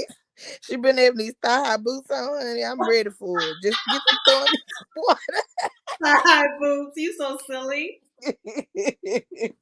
But I don't know. I can tell they just don't like each other. And Tisha was really reaching. It's like you're reaching for a storyline. You never show up. First, I'm not going to invite you. And then when you don't make it, I'm gonna throw a fit. Like, which one is it? You want her to come or you don't? Oh, she called the girl unreliable and it was something else. I was like, dog. But Relly said in the chat, she just trying to push her out of scenes, trying to find a reason not to film with her. True. True. Because she don't want any of her tea to come out. But it's like, girl, we already know your tea and it's tired tea and we're not invested. We don't care. Right. We do not care. I said, look at this. We don't care about none of this. Just fast. If I had a fast forward button, I was watching it live, but I could have fast forwarded that, all of that. Yeah, same here. So, Hannah Grace, what were some more of your thoughts about the episode? Yes, that scene with Marlene and Martell. Marlene had to laugh herself when she talked about the 6 months because she know Martell put her up to doing it, and she know her son was not going to keep them kids for no 6 months at a time, and she know that Melody was only saying it to get a reply, a response out of Martell. And Martell, when he bounced back on that couch, trying to pretend like it surprised him so much that Melody would even ask, he couldn't even keep a straight face on because he know that he's doing nothing but trying to make Melody make himself look like he's the father of the year. And I hope all of these people that's been going hard for him, talking about he's a good father, see everything that's being revealed, and that's Mel's word, revelation. She said it about a month ago that this is a season. I think she said a revelation. And my God, what happened? This blogger put the information out about what Coleslaw said. Now, I heard somebody say earlier that it would be hard on another content creator's page, that it would be hard for Melody to get a conviction because Martell didn't actually send the information out. But Martell said himself on Queen Sheba that, listen, we talked about it. Melody and Carlos, I think he said, we talked about it, and he thought it was over. But then Carson Blue came out. And then I think him and Coleslaw thought that they were in the clear. And that's why, because he embarrassed himself on Queen Sheba and let the cat out of the bag, saying that, yes, he did send it to Melody.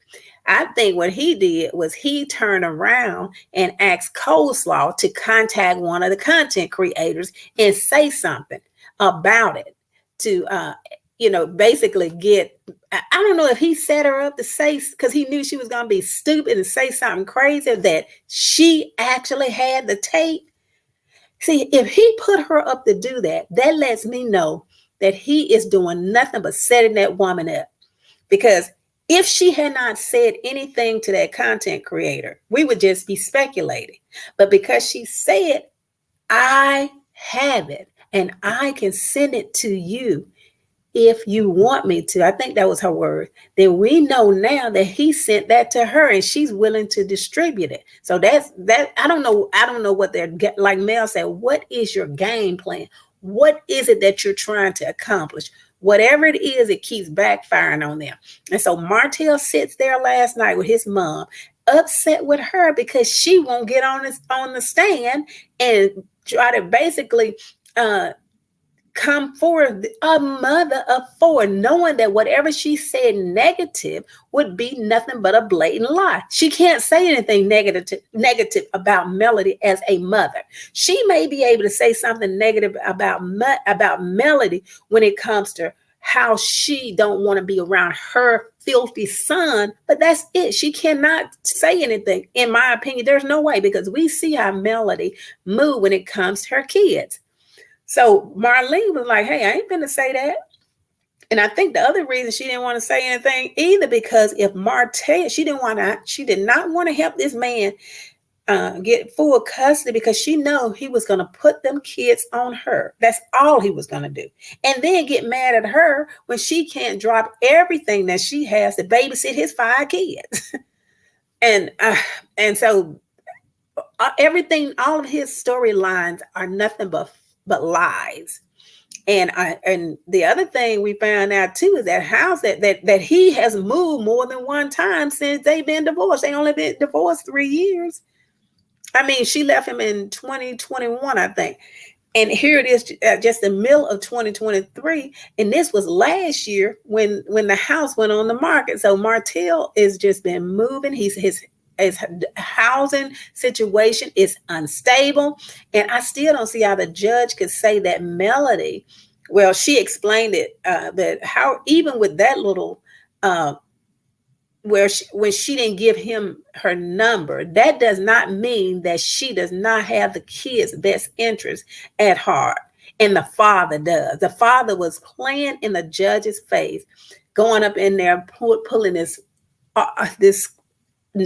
acting, this award-winning act to, sway this judge to get to basically give him what he wanted. And really, when you think about what he wanted, he didn't want full custody. He wanted her to pay his attorney fees. He did not want the kids on social media or the show. And then he keep on saying, I got everything I wanted. And see, that lets you know he did not want Melody to show her kids in the light that she's been showing them, and then making money doing it, and he can't. But then after he stopped her, then he goes and put his son on social media, open up and start a social media page, put the kid out there. And guess what? Revelation is coming on their butt, because that I know this has nothing to do with the show so far, but Martell is setting himself up for failure, trying to hurt Melody. And I think, and with Tisha and what's her name? The cousin, Kiki. Listen, if I wouldn't have got up out of there and walked off on Keisha and told her, look, girl, you don't have to be around me. I don't even want to be around you in this foolishness anyway. And I don't know. I just couldn't be around Kiki, Letitia, because she is what they call energy vampire. Every time you get around her, she's whining and causing all kinds of confusion. I would have had to leave her and say, girl, bye. You don't even have to talk to me no more, because you are too negative for me. But that's it for now. No, that was good. You talked on the spirituality angle for Martell. He's so mean when it comes to Melody. And I think he assumed, like you said, with getting the judge to agree to not have her put the kids on social media, he thought that would hurt Melody's pockets. But no, everybody knows about the Sugar Mama line. And when you go on the skincare website, the Sugar Mama info is there too. So it's not hurting her bag. And especially whenever somebody has those ill intentions to try and hurt you, it's not going to go far, because their heart is not in the right place.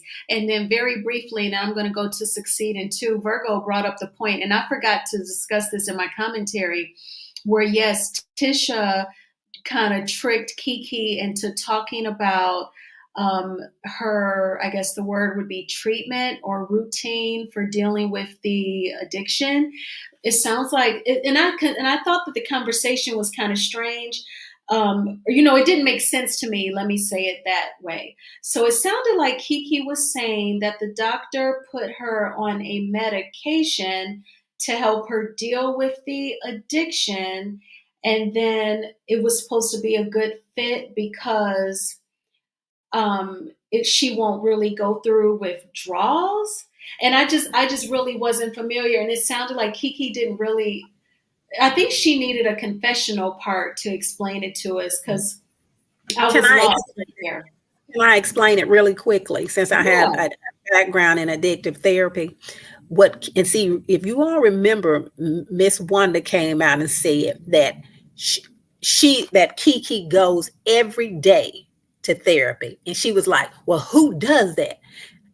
Okay, when Kiki said every day, I right away knew that she was going through methadone maintenance, because that is one of the only programs that you have to go every single day. Methadone maintenance is where if you had an addiction to, pain pills or heroin or any of those type drugs, in order to treat that, you have to do the methadone maintenance, which is a medication that they give you every day because you won't go through the withdrawals. If you just quit doing, the pain pills or heroin or any of those drugs like that, you can go through serious withdrawal symptoms. And so that's what Kiki is going through, methadone maintenance. And that's what she said last night. Okay, thank you for that, Hannah. I appreciate that because it didn't make sense to me. I'm like, why would they put her on something because she is addicted to something? I'm like, that sounds like, is she gonna stay in the same place? So I thank you for breaking that down. All right, Succeed in Two, what were your thoughts? Yes, I think they do that for other addictions as well. I used to do HR for Department of Pharmacy when I lived in Florida, and this guy somehow he got transferred to me by mistake, and you would have thought that it was a hotel because he told me what room he was in, and he said that he needed his wine. So what I didn't know was that if a person is an alcoholic, even that they keep beer and wine at the hospital for them. It's locked in the vault. It was locked in our vault for them because they will shake, they say, to DE, if they don't have that. Interesting. Okay, thank you. And so I love the Fletchers. That scene was so funny. Melly coming to that door dancing with Yes. Miss Nail, and then them flashing back to those videos where he had been dancing. And when Miss Nail said, "Is he broke?" I just laughed, and they were not happy with what he Totally. did. And I like their attitude that they had. I think they are as done as they can be with him, from a distance. He's a at arm's length type of person now.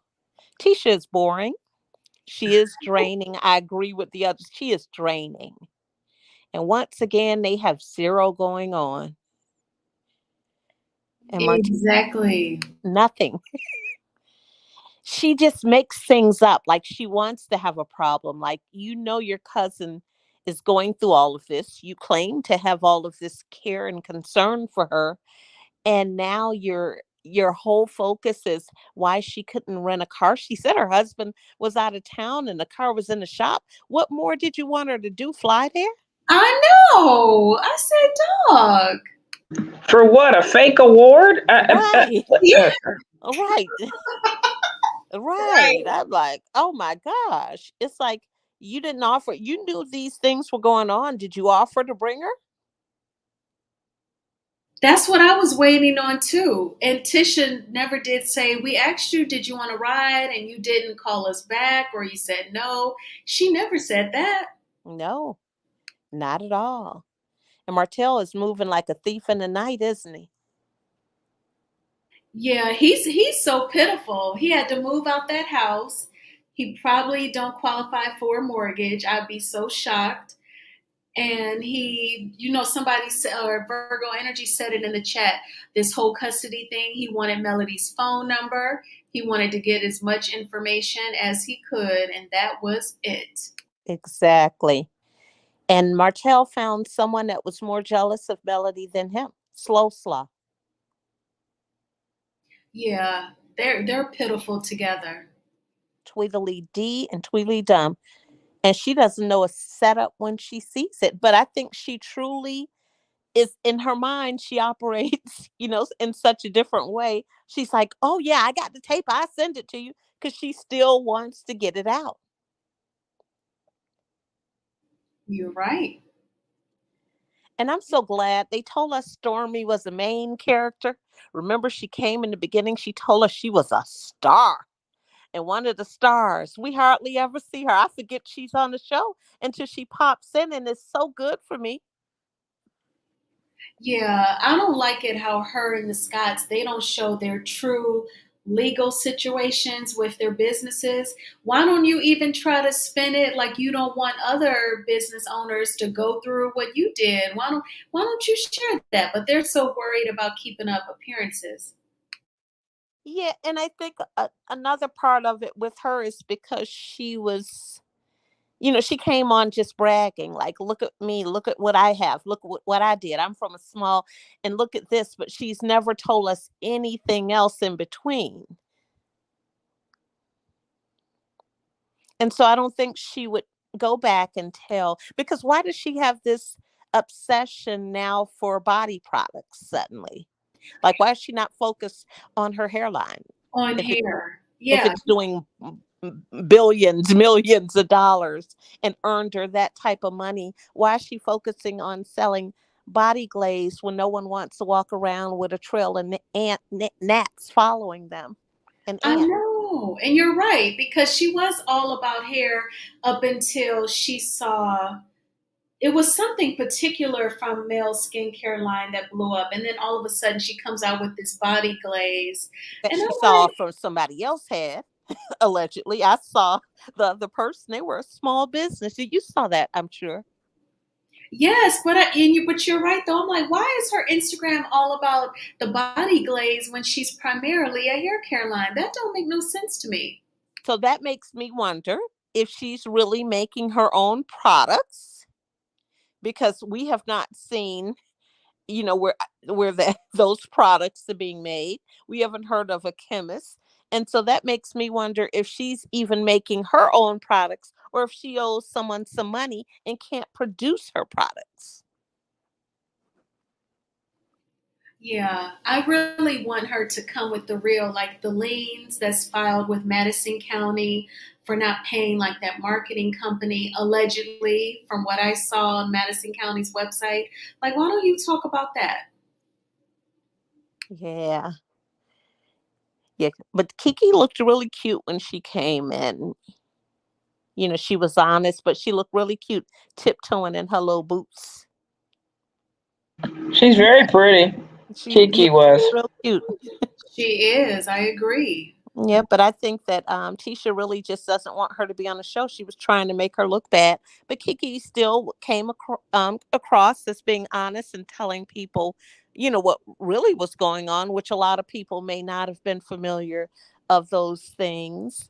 And even when Wanda said she never heard of anyone doing that, I didn't take that to be the gospel, because there are people that have addictions. And when I watch Judge Mathis, they say they go to meetings every day because they say they have to. So that didn't seem odd to me. That's true, because he says that you should. I just felt like, oh, Kiki needed a confessional on this because I'm totally lost. I've just never known like you would put somebody on something to help them deal with something. But after you all's explanations, you and Hannah Grace and people in the chat saying that, it helps with the withdrawals, and Relly said her granddad wanted to have the feels of what it was like so he wouldn't go through with it. Now y'all are painting the picture clear, but that's on production. That's their bad. They should have really edited that much better. And you're right, succeeding too. Whenever Wanda and Tish try to embarrass her, I think Kiki has learned that the best way to combat that is just to speak her truth about the addiction, and she just does that. And I think that's very powerful. I think that's her superpower, and she should stick with that. But I'm going to circle back. I'm going to let Anonymous give some more thoughts on the episode. Go ahead, Anonymous. Did you notice the white labeling of Canvas Beauty by Latifah? Yes, I did, girl. Child, I mean, the fact that they videotaped that on the show to show that they don't have a product is just hilarious. Um, what else? I was thinking, do you guys remember, at least on this scene, looking at this picture right here, when Melody said that she had the order of protection, and 30 minutes before the trial, the hearing on the order of protection, that's Yes. when Hotel filed his motion to modify custody. Break that down, Anonymous, because I wasn't getting that. Yeah, well, remember there was a scene, if we look at not this season, but the 2 seasons prior, Melody had an order of protection because Hotel was harassing, probably with the phone hacking, allegedly, as well as stalking her at her place. So she got an order of protection against him. And usually in those order of protections, I know we do it in my state, is that you can also change the custody arrangement Oh, as well. It's a temporary order. So I'm thinking, and this might be part of what happened with Tank, allegedly, with the 56 days. So with the custody arrangement, they were about to have, if what's alleged based on what was said in the statement, when Melody said that it was 30 minutes right before the hearing, Hotel's counsel and him filed the motion to modify custody. Yes. So it was really a strategic move because he probably, in my opinion, allegedly knew he was going to lose the order of protection and Yeah. possibly custody. So he had to do another move with his attorney to try and make it look like he wanted to have full custody of the kids, and that's where all the allegations came up. Do you remember Black Titanic was there and she talked about Martell not showing up? Yeah, I know that was the hearing, but I think this was before. Remember, before they did the motion, the modify, she had an order of protection. Right. So This this was was when after that. yeah, but I think again, in my opinion, allegedly, they might have known he would have lost that hearing on the order of protection. So probably Carlos and bum on couch Maurice, as well as his counsel, told him to just seek full custody, try to help him out as a storyline as well, to see he could pressure. But the same thing happened, even though they had all this going on and he spent a lot of attorney's fees, they defaulted back to what the original divorce decree had as related to custody. So he did all that for nothing, lost $20,000 for nothing. yeah, he looks so dumb and pitiful. Now you done spent 20,000 that you don't have. Now it's negative 20,000. And for what? And he just wanted to stalk that girl and feel like he's in control of her. Thank you so much for being here, all things Helen G. And I don't want to see little Knox film because I don't want Ariane to benefit at all. And I don't want to see her making any sort of money on this show for being Agreed. the side chick. Not at all. Yeah, do an injunction, Vanessa, as well as Melody, and just do it to prevent the L criminal of Revenge P coming on the show and her children at all costs. I don't care what Hotel wants, because technically he should go to jail too. So, you don't have to, and technically I think they can. They might have something already in place. And that's why she posted, "You're going to jail," because of what he did and what he's been doing with the peasant. Oh my gosh. Well, when that comes down, I don't care what time of night it is. I will wake up. If y'all got to see me in my bonnet, I will stream because we will have to get to the bottom of that. At 2 in the morning, you gonna show us? Yep, I sure will. I sure will. I wake up too. I'll be like, "Hey." Right. We'll all be up. You'd be like, what y'all doing up? I want to see Carlos get. I want to see Carlos get hauled into court too. How you doing? Hey, yeah. What did you know, sir? Well, you know what? Conspiracy, accessory after the fact. Ooh, geez. He would spill the beans. He would not go down for no Martell. He would I tell think he it Oh, he likes gonna spill prison them. allegedly, from what I'm hearing. He does. So, in my opinion, What did you say? I think he likes prison allegedly. Carlos Queen, Oh.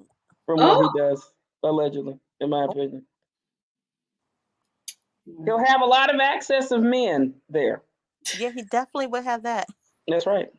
No freedom, but men, Right. allegedly, in my opinion. Well, Why am I just not seeing that suit with the shorts and double breasted? Oh my gosh. So crazy. Which suit are you talking about? That The Martell. double breasted suit he walked down in the fashion show Oh yeah, they talked about that suit. with the shorts. I said, Mhm. baby, that You see ain't them sexy. Marlene legs? Baby, The Marlene baby. They leg. gave it to him. I have a question for the panel. Did Carson say she saw the video, or did she just want her opinion about the video? I thought it was just she wanted Ariane asked her for her opinion. Should she help do it? Right. Okay. That was Do my we know thoughts. actually? That's the thing. I feel like they want the tape to get out because it's not Martell in the video. Yeah, but it And has to be Martell because what Melody said, she saw the tape when he sent the screenshot Yeah. and he knows it was him and she remembers Right. the act. Yeah, he may okay, try to lie okay. and say it's not Yeah, he him. gonna But lie, Yeah. even on that embarrass her, tape but recorded with her, you see how blurred the lines got when they Yeah. did when she was asking her, was it Martell? Was it her husband? It was like she was beating around the bush with that. Well, that's what we saw based on how they doctor up the, how after they kind of do the scenes. But she knew, I think she knew then what he was trying to pull, but I don't think she knew he was to that degree, because just think about it. What's her name, Slow Slaw, said that she was dating her attorney. I mean, they've tried to put so much out there. They're just trying to make her look, like this other person, and we Like could she see. was doing it too. But yeah, this but the she thing. wasn't. Shoot, I mean, she was Even if faithful in she her marriage. was, Shoot. he still did the most now.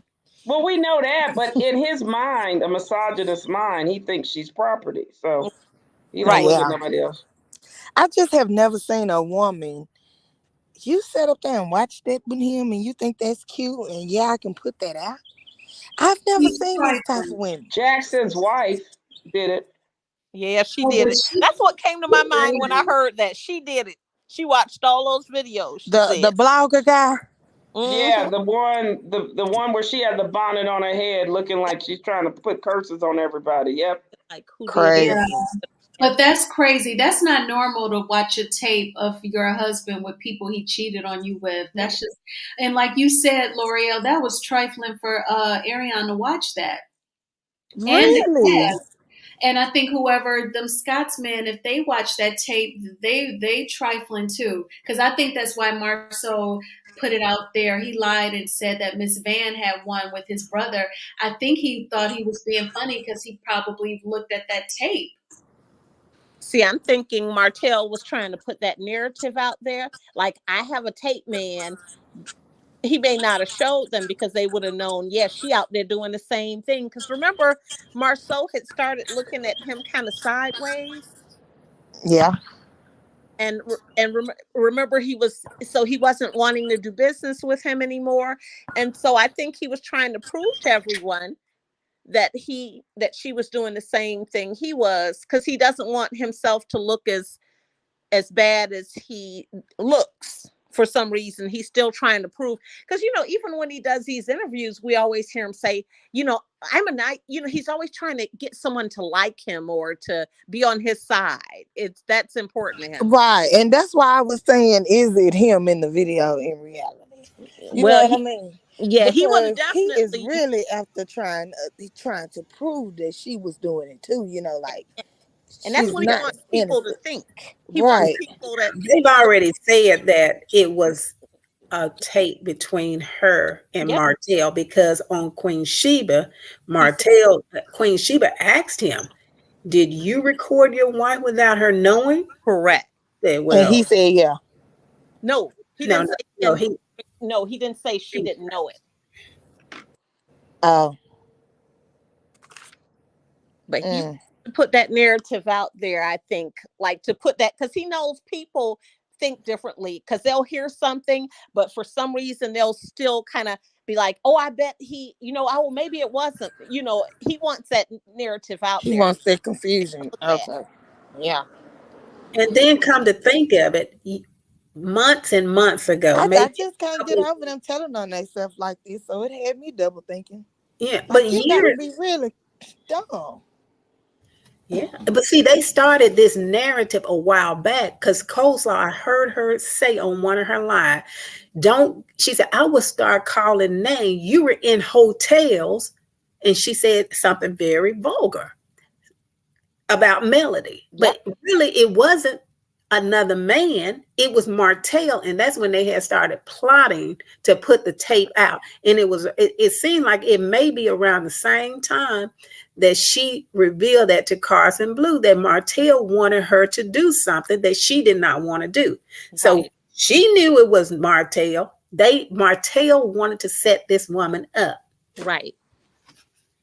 And you know how these men be lying? He probably said to her, me and her not sleeping together, so she probably had a certain feeling because she seems to have those feelings for Melody that she doesn't have for him. She's not upset with him for stringing her along or calling her a peasant. Yeah. But this was after the divorce, though, that they started this whole plot. And now it's just now being revealed years later. Right. And even some of the things that Destiny and Letitia then were saying at the last reunion. Letitia talking about that Melody was sleeping around on her husband.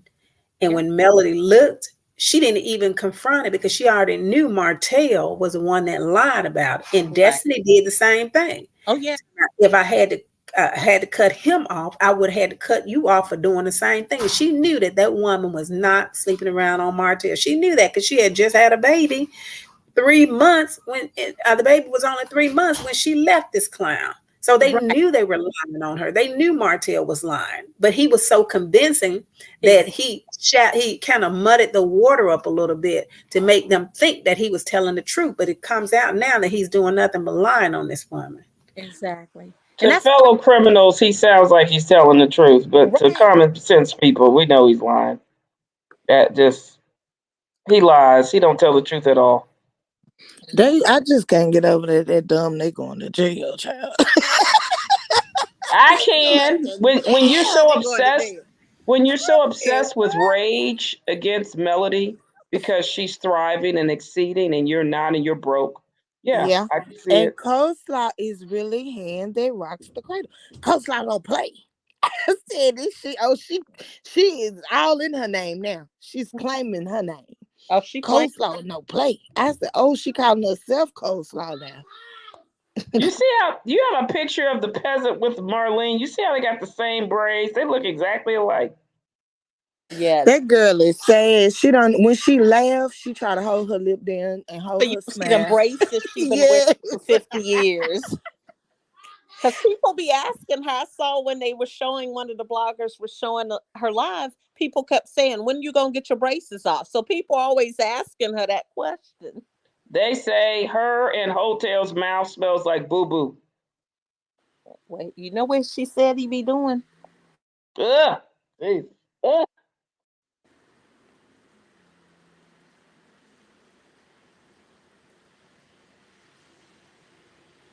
Yeah, but I think he's told everyone lies, just like he told her Melly was sleeping with her attorney. It's nothing for him to lie. And then that was after she left him. She said whatever she did after she left him, that was her business because he already had this girl pregnant and he shouldn't have been saying anything about any.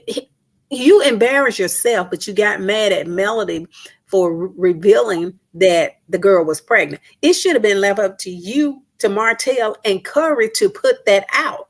They should have put it out. It shouldn't have been Melody putting it out, but since she did, she was going to force their hand, and that was going to help her in the divorce anyway. Because once she put it out there, it was good. I'm not saying she shouldn't have put it out. She should have, but they should have also put it out. She put that out, and it forced his hand to go ahead on and give her the divorce. Once he got in that divorce, once Melody started talking about what she wanted in the divorce, he started focusing on the kids because he didn't want to pay child support, and she was focusing on the businesses, how she was going to dissolve the business without him getting anything and sticking her with any of the bills that he had or whatever. She came out on top when she was able to expedite, in my opinion, that divorce, because if she hadn't been able to do that, if he hadn't got that girl pregnant, he probably would have drugged that on, and then all of the businesses and stuff that it could have been so much different, because she walked away when God said go, free and clear of him financially, and he's still stuck in all of those bills and stuff because he can't even don't even seem like he could really find a house. And I don't know how Coleslaw got that house she had, but it wasn't a year later and she was up out of there because she didn't have finances anymore. The Section 15 she was on, allegedly, right? I don't know. I don't know if she was on any Section 8 or any housing choice vouchers or anything like that. I'm willing to believe, because remember at that time, Martell had stole that $17,000 from Melody, and they were still getting money from the shows and stuff too. It wasn't until a little bit later that he really found himself in a really, really hard, well, I can't say that, but either way it go, he found himself in a destitute position. Melody Yeah. said, Melody said last night she did throw some shade on him. No, because hey, you try to get that money. He tried to get that money. That's why he asked me to pay child, because he wanted that money. Right. Because remember, he had to pay his electric bill too. Yeah, but his dumb butt, if he wanted to fight it, he needed to fight it in the divorce, not the custody arrangement. It's the divorce. Idiot. That's why I can't understand why coastlaws. Oh, the ratings are down. You need to keep that man a check, baby. Because once he's off this TV show, he's gonna be a washed up reality star with no job. Yeah, but the people say that she gets off that assistance, so she doesn't care about that type of thing. That's why I don't think that she requires much, because I don't, this is my opinion. I had some people in the chat, we were talking about it on one of them. I don't think, I think she's told people. She don't know the people. She don't know, because people kept saying she was on, the section. And these folks, they be looking stuff up and stuff. And I've rented a house out to someone who was on Section 8. And it usually, as long as that person is a good tenant, tends to be, good for you, because you know you're going to get your rent on that exact day. But we know moving from that house to moving wherever she's at, where Miss Wanda say the walls are real thin, is totally different. Mm. Boy, I tell you. I mean, they still got to be that girl there, boy. Mm-mm. So what you Yeah, but going to jail? Hotel is as dumb as she is. I'm That's just what I'm like, saying. good They both, Lord. boy. That's just, I think they ate the glue. I think they were eating the chalk. I think they both were just special ed need kids, in my opinion, allegedly. I mean, they both, they got problems. They do. she But that said those are jealousy is forever braces. They are. they And are. that gap is just opening back up. I'm saying, baby, just I take think that off. Hotel likes it for whatever activity they do. That's why he said don't get him out. Oh man. And Kimmy, the same slow bus. Put them all on the bus together. Talking Yeah, I always want more of Do-do-do-do. her. Side Chick of the Year award, that belongs to you, babe. So do y'all remember the okay, so Ebony, you're gonna appreciate this story. Do you I know you remember this, Ebony. Yeah, Do I've been do, listening to do, Melody's IG stories. She's been like giving her commentary on the episode. But go ahead. What's your story? do you remember, speaking of toys, how Kimmy met Kaiwa? Yes, and her that's why cuz people y'all been saying today that Kimmy keeps changing how she met that dude. Now, she said she went to an adult toy party. It was co-ed. And I believe Maurice was there, or the host of the party was like their mutual friend, and that's how she met him. But then she'll say he was a barber, and Correct. she took Jalen to him. It keeps changing. But go ahead. What were you going to say about them So meeting at you were the right. It's that Maurice wasn't there, because remember, Maurice had been married to Maurice's brother, the Bob the Builder guy. Remember, he was married to Kimmy's friend. And that's why Kimmy met Kaiwa there. And she didn't know who she was when she met her. So Ah, you've probably I done thought these she said, parties, and I you thought know she how said these Patricia. parties go, right, Yeah. Ebony? So just think yeah. Kimmy was probably there. Yeah, I'm gonna get this for me and my man, and this and that and the other. And But I thought oh, she said Patricia was her friend. Patricia Patricia was her is her friend, friend. And but but that's the lady said was that what the gave the party. brother-in-law's ex-wife. Right. I know that. I understand that. But Yeah, who had the party though? the brother-in-law's ex-wife. That's what I'm saying. Patricia. It was her. Mm-hmm. Okay. So she calling her friend. Okay. I'm confused. But anyway, Okay. all right, I'll figure it out. Well, at least if I remember, because Kimmy didn't know who Kiowa was initially,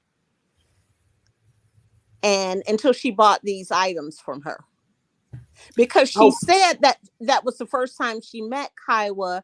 The second time, and Kiowa corrected her. Remember when they were at the reunion and said, "Remember, you actually met me the first. That was the second time you met me. The first time was XYZ." I Yes, missed I that. remember them debating that at the reunion. I remember that there was like a toy party and like a mutual friend. But Yeah. see, typically a lot of times those toy parties, they're not co-ed like that. But you're saying Maurice wasn't there. No, she said he was not there because otherwise Maurice would have been able to tell her who Kiowa was. So that's why she said she didn't know who Kiowa was. Yeah. I don't know, Kimmy. But Mel's IG stories, they are quite good with her getting her explanations. It's pretty much what we were saying earlier. Like the Fletchers told her, we will not pick a side. We were friends with both of you. We're going to stay friends with both of you. We're not picking a side. And then, yeah, she's talking about clowns, calling Ariana Bird. She just typed Bird, but we all know who that is. But Yes. this is interesting. Yeah, we have to go back to that reunion and watch that part because that's when that got a little bit deeper where you were like, huh? The toy, wait a minute, you bought what from I Yeah. don't know. Chad, I'm all still of them trying have to been figure too out. close for me. So Kiowa's new husband is, well, it was high school to let Maurice tell it. But they used to be his sister's high school boyfriend, who Kiowa's married to now. And he liked him and everything else. I just said, baby, y'all are just about 6 degrees from separation. Yeah, that's what I'm getting. 6 degrees besides salivation and separation. Jesus. her? Right. So your ex-wife was sleeping with somebody your sister possibly could have slept with before and married. And so Is that okay. what And they do in Detroit or Pontiac, Michigan? Is that what they? I guess, girl, they doing the most. Everybody said he said it was high school. I don't know when it was now, but they known to embellish a little few stories. Well, I'm trying to figure out if you're They, having sex all this time, why are you gaining weight? I don't understand why and why is no one addressing that could be a serious problem, and why is no one addressing his problem about that? You know what I mean? For him I to say know. I'm just saying, if it's you not a if you want for you me. should be I have losing to weight have if it. you're having that much sex, in my I opinion. don't think he's doing any active participation. It probably don't last no time. Right. And so, but why is it that it's not a want? You have to. I have to have it 2 and 3 times a day. Like you might have a sex addiction. He ain't Definitely. working. That's why He don't have nothing else going on. He hasn't grown up yet. he won't even tutor his son to even get A's and B's. I Right. just don't get it. Right. You allegedly are valedictorian, yet your son has issues and you're not tutoring him. Yeah. But Kimmy said that, well, he told Kimmy the reason he was setting up that meeting is because she has never told Kyle directly herself that she has an issue with her not clearing it up and letting that perpetuate.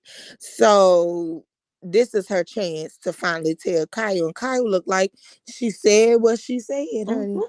And she's not budging. Yeah. And so I was like, yeah, they gotta be worse though, too. I kind of see his side on it because she's looking for him to say something to her or to check her. But he know that Kyle ain't lying. Right. So how can he check her on something? You know what I mean? Right. So he ain't checked her. So baby, that's you. That's between y'all. Is what he's Yeah. saying. Because I know Let it go already, I cause would kick him out of my house right after that episode. You got cut he wouldn't have production. been well, at your house Get your butt out of anonymous. here. You wouldn't have even allowed Kazoo to move in. I wouldn't exactly. put him on the deed either. Not no bum on no couch. No, I'm like, oh my. you Let That me never. was say so this. dumb. Let me say this as well. That really concerned me well, not concerned me, but I'm looking at Maurice and Kimmy like, Why are they arguing all of the time about something? She's Yeah. constantly talking to this man about something. You didn't do this. You didn't do that. You. Listen, this is a grown man. You're treating this man like he's your son. And you're doing nothing but stressing yourself out, sitting here on this couch Right. arguing with him about number one. When she used that example that this man, that he has dropped business partners because of integrity concerning his ex-wife and his son's mother, that would have been the end of the conversation for me. And then he said that is a bad example. That was a bad example. Kimmy is arguing with this man about, I mean, there is some things that he needs to improve on. She has already told him that. Why go over and over and over? And then she sits in her confessional and say that when it comes to Kiowa and Maurice Jr., that Maurice, I can't remember exactly what she said, but she basically was saying that he doesn't protect her. Protect you from what, lady? You don't need no protection. Forget you. This, and I not forget you because of your medical concerns. Forget the problem that you are creating, in my opinion, because she did this before they were married. I mean, before she even ended up sick, she was talking to this man about she needed an apology from Kiowa. He said, apology for what? You're creating something that you don't even need to be created, in my opinion. And if I was him, I would have told her the same thing. Now, he got a whole lot of problems, a whole lot of issues that he can improve on. But for her to sit up and continue to argue with this man about something that, again, that you've talked to him about, and he's not going to change. This man is 45 years old. You acting like he is your son instead of your husband. I just don't understand. And then Carlos King is allowing us to sit here and see them go. And then she walks away sad, like she did over there in Tennessee. She walked away crying because he said he wanted to bring his ex-wife to Huntsville so she could be closer to her son. I understand. I wouldn't have liked any of that. But you know how you're saying the same thing that you said on that porch. You're saying the very same thing. You're like a broken record talking about this man. And he sits there and basically look at you like you're crazy and look at like, I don't care what you're saying. What you're talking about don't mean anything to me. So in my opinion, what she needs to do is change her whole process, because you're reacting to what he's saying to you. You need to take some action and put this clown in his place. And if you don't like it, I don't advocate for divorce, but separation or something. Show this man that you mean business, because he's doing nothing but embarrassing you, and you're embarrassing yourself for sitting up there arguing with this man about some stupid stuff. If you ask me, what was she arguing with him about? This man is trying to, I know she was talking about cleaning the dishes and him not clean. Yes, he's not doing it. So, but why continue to argue with him about it? Go hire in my opinion, hire maid or somebody. Yes, yeah, but isn't it a storyline, Hannah? It's not.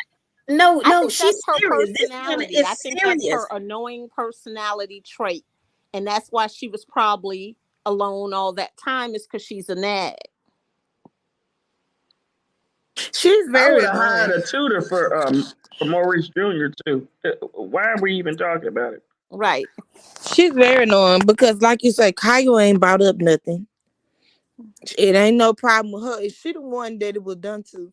But at the same time, I feel like, baby, you wanted that man though. You knew he came with a child. Right. You bought him. You had knew he came with a woman. Yeah, but also 12 arrest records allegedly. They're better divorcees than this bum on the couch. I'm sorry. Yeah. They're better. Because she could have, you could have had a divorced man who had already had his children and she wanted to travel. You could have got somebody like that, Right. This but one, baby.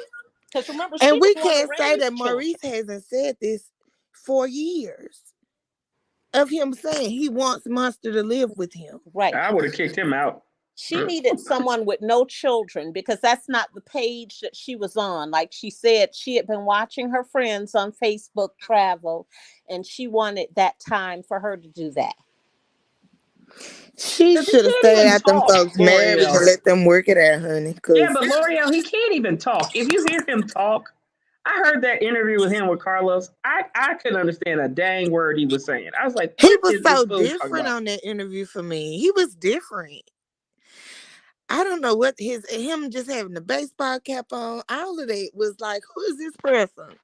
I don't know. He was just so different. I guess he was laid back, but he wasn't talking about nothing. I couldn't barely watch it. I only got to 10 minutes of it. I'm so serious.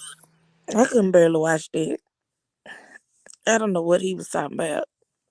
But I but was trying Kimmy to to say understand his that analogy. I was trying to understand his analogy and I never got it. I was like, what? What? he never has anything to say outside of his addiction. Yep. In those 10 minutes, he talked about him being raised. And that's when I turned it off, about him being the way he is, because he said of him seeing his dad and his mom. And I'm thinking, okay, now you must not have saw your brother shoot, because your brother's already told us that dad wasn't in the house and that you all were homeless a lot. So I turned it off after that. Yeah, they come with different stories too. I don't understand that. Then when the daddy get there, daddy say he was working so hard. That's why he wasn't in the house. No, they Well, were how was y'all divorced. They homeless? weren't together anymore. Remember? He said they were divorced. Oh, welcome. Ooh, child. He looked like that man. I can tell you that. Yep, definitely. Yeah, I'm Baby, telling you which how one? I look. Jabba the Hutt? Is that what you're saying, Jabba? Ugh. But Kimmy, for her to sit up there and say that he cares more about Monsters and Kyla's image, regardless, he wants to protect their image, and some even at my expense. And I'm like, well, you just need to shut up and stay out them people way. Apparently, he love that woman still. And he has not even done anything to her image, is what I'm saying. Why is she complaining about him protecting his son? And Kyra really never said anything about Kimmy. She told Kimmy that I don't know what Maurice told you, but we were still married. That was her truth. So for Yep. Kimmy to continue, and then the other thing, she lied. Kimmy has lied about 3 times. Mm-hmm. Yeah. Yep. Somebody Yeah. about this divorce, about the status of Maurice and Kyra's relationship. She did on that first reunion. She did not say what she's saying now.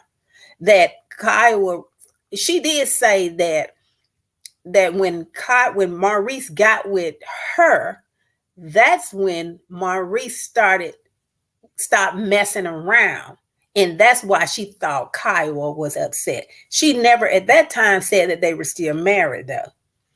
If I can remember correctly. Right. If I can, she's Yep. told 3 different Oh, stories she's told about three. this. Yep, she has. It keeps changing, and that's why people. The question was asked earlier: Why do people have all this smoke for Kimmy? That's because she be lying, and so she obviously had a reason in her mind to be embarrassed, because otherwise she would have stood on her truth. She wouldn't have told all them different stories. And somebody asked where her husband is. I think her husband got a job. You know, people with real jobs, they don't have time to be getting in no petty mess about, let me fly you here so you could apologize and this and that and do the hokey pokey.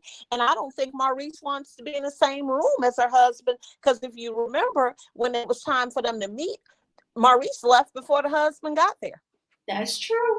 But do y'all think they still together, Kiowa and the husband? I don't know. I don't know. We will see. I guess if we see her, depending upon how much of her story they tell. Because she the one that volunteered flying to Huntsville more often. I'm just wondering, like, does she want Maurice back? Go ahead, Hannah. You were about to say something.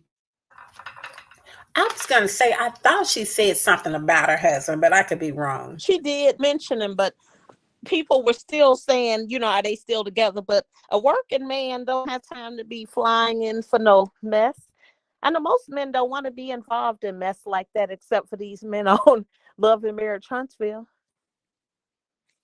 And they don't have to bend over backwards for Maurice.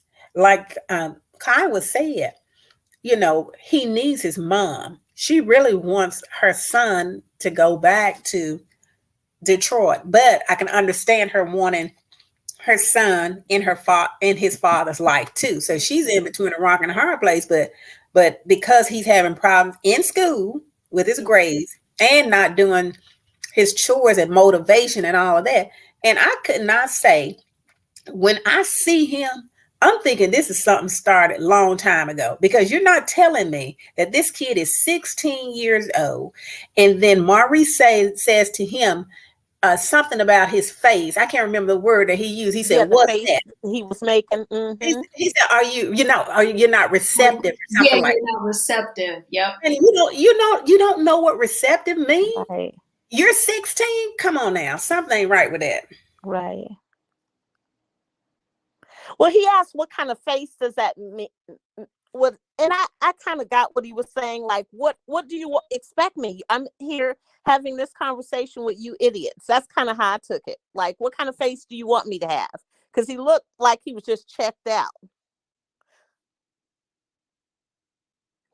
Because if Kimmy is really like, that way that we're seeing, if she's always complaining, I'm sure as a teenager, my mom was an English teacher, for instance. So, living in a house with a teacher, my dad was cool, calm, and collected, but she was just would wear you out.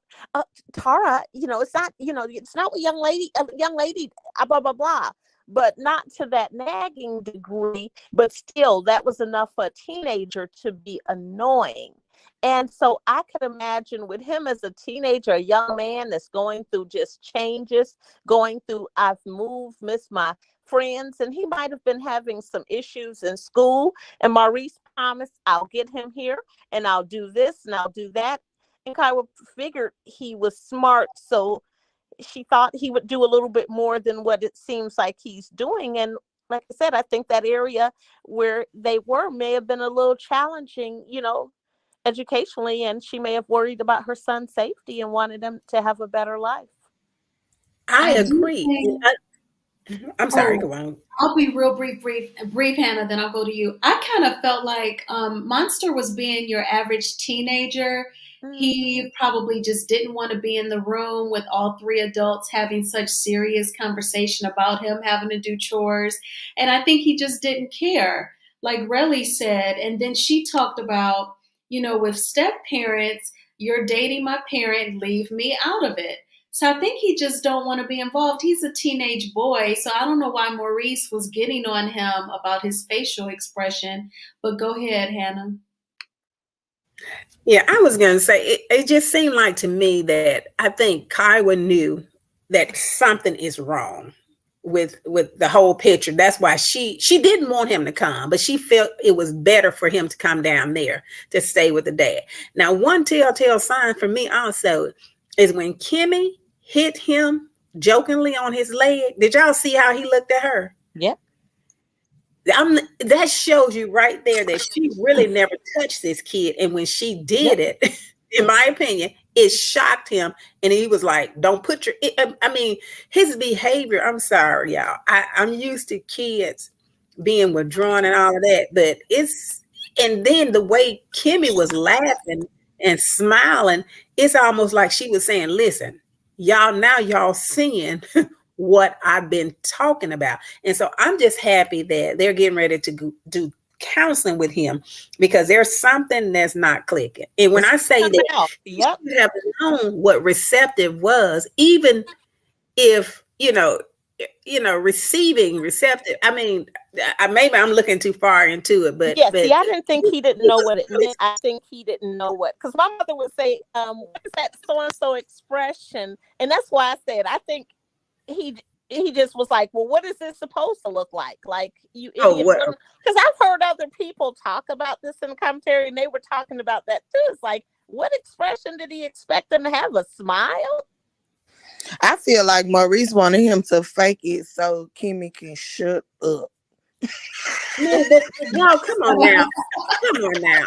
Kimmy not gonna do that. Let me just.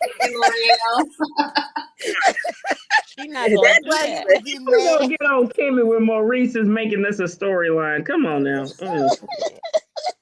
But I don't know if it's a storyline when you got a blank look. I don't know if they edited like that, but his face was blank. He was not saying anything. And y'all saying he's sitting here with three people looking at Right. him.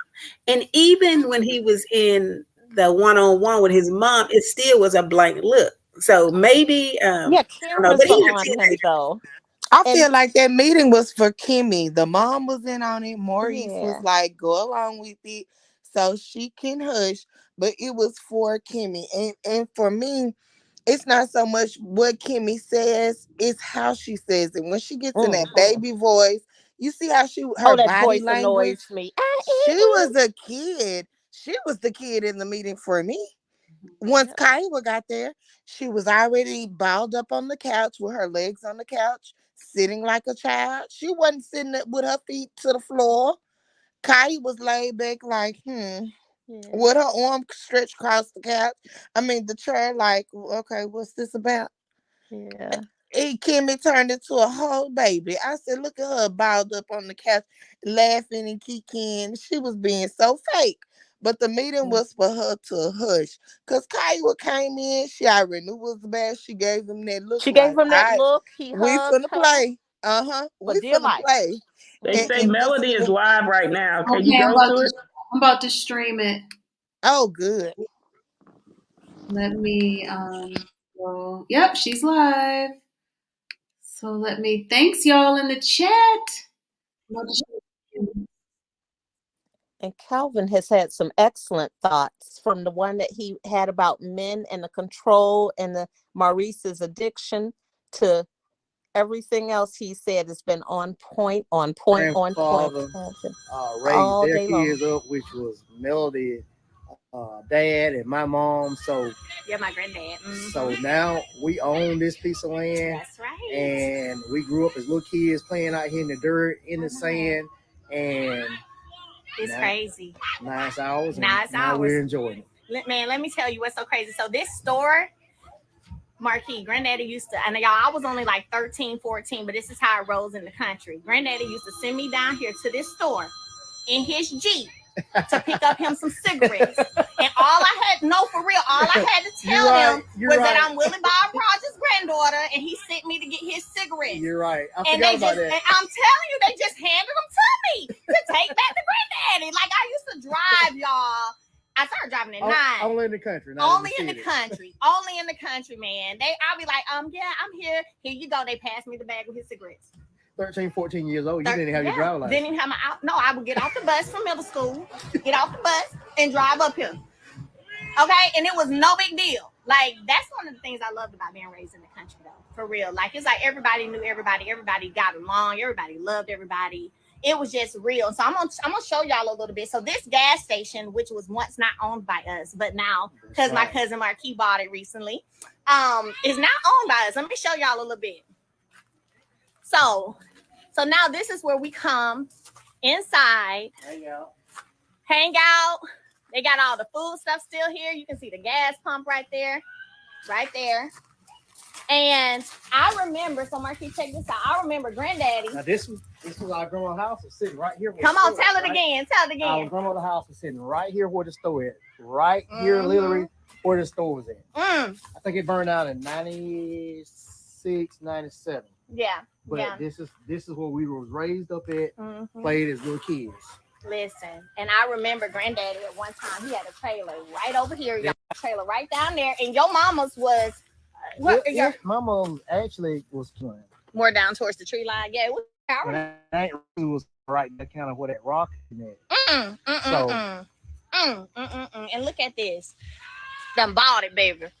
Listen, when you talk about generational wealth, reclaiming what's yours, when we talk about legacy, this is the stuff we're talking about. This is the stuff. Somebody said, Roger that. Where the food on my story? I already posted that today. But no, I just wanted to come on here for a minute. Like these were my stomping grounds. Like y'all see me on TV and all of that, but I promise I grew up as a Southern country girl, dirt road walking, shoes maybe not. So true.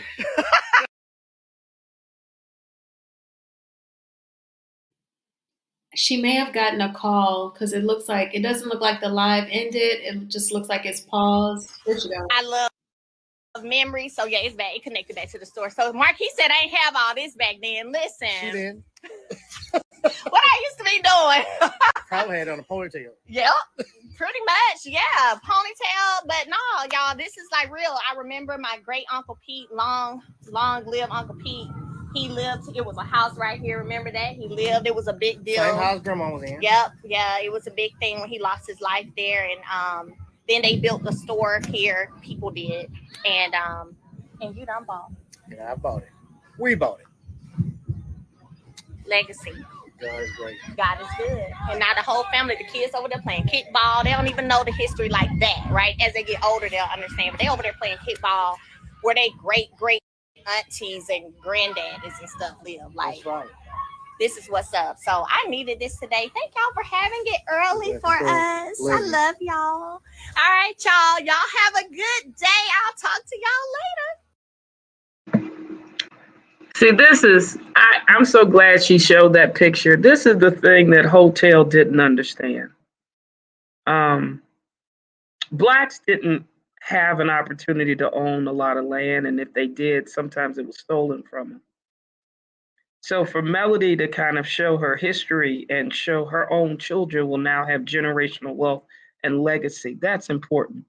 Because what it does is it allows you, especially when the economic times are really hard right now. A lot of people don't realize a lot of people are doing well with the pandemic and other things. But if you have land, if you have assets, you always can get credit, barter, do things to help improve and give employment. So, it's just, they weren't equally yoked, but she understood. And her mother taught her those values. Her father, I don't know if it's her father, but her grandfather on her mother's side, told her those values. And that's the thing that, I was just thinking to myself, that's the legacy that I think people of color need to understand. Everything isn't just image on a TV show. Sometimes you're trying to build things for your children and grandchildren and, successors to have. So if times get tough, you have something. You have a place. You don't have to go sell yourself out to Carlos Queen to make a buck.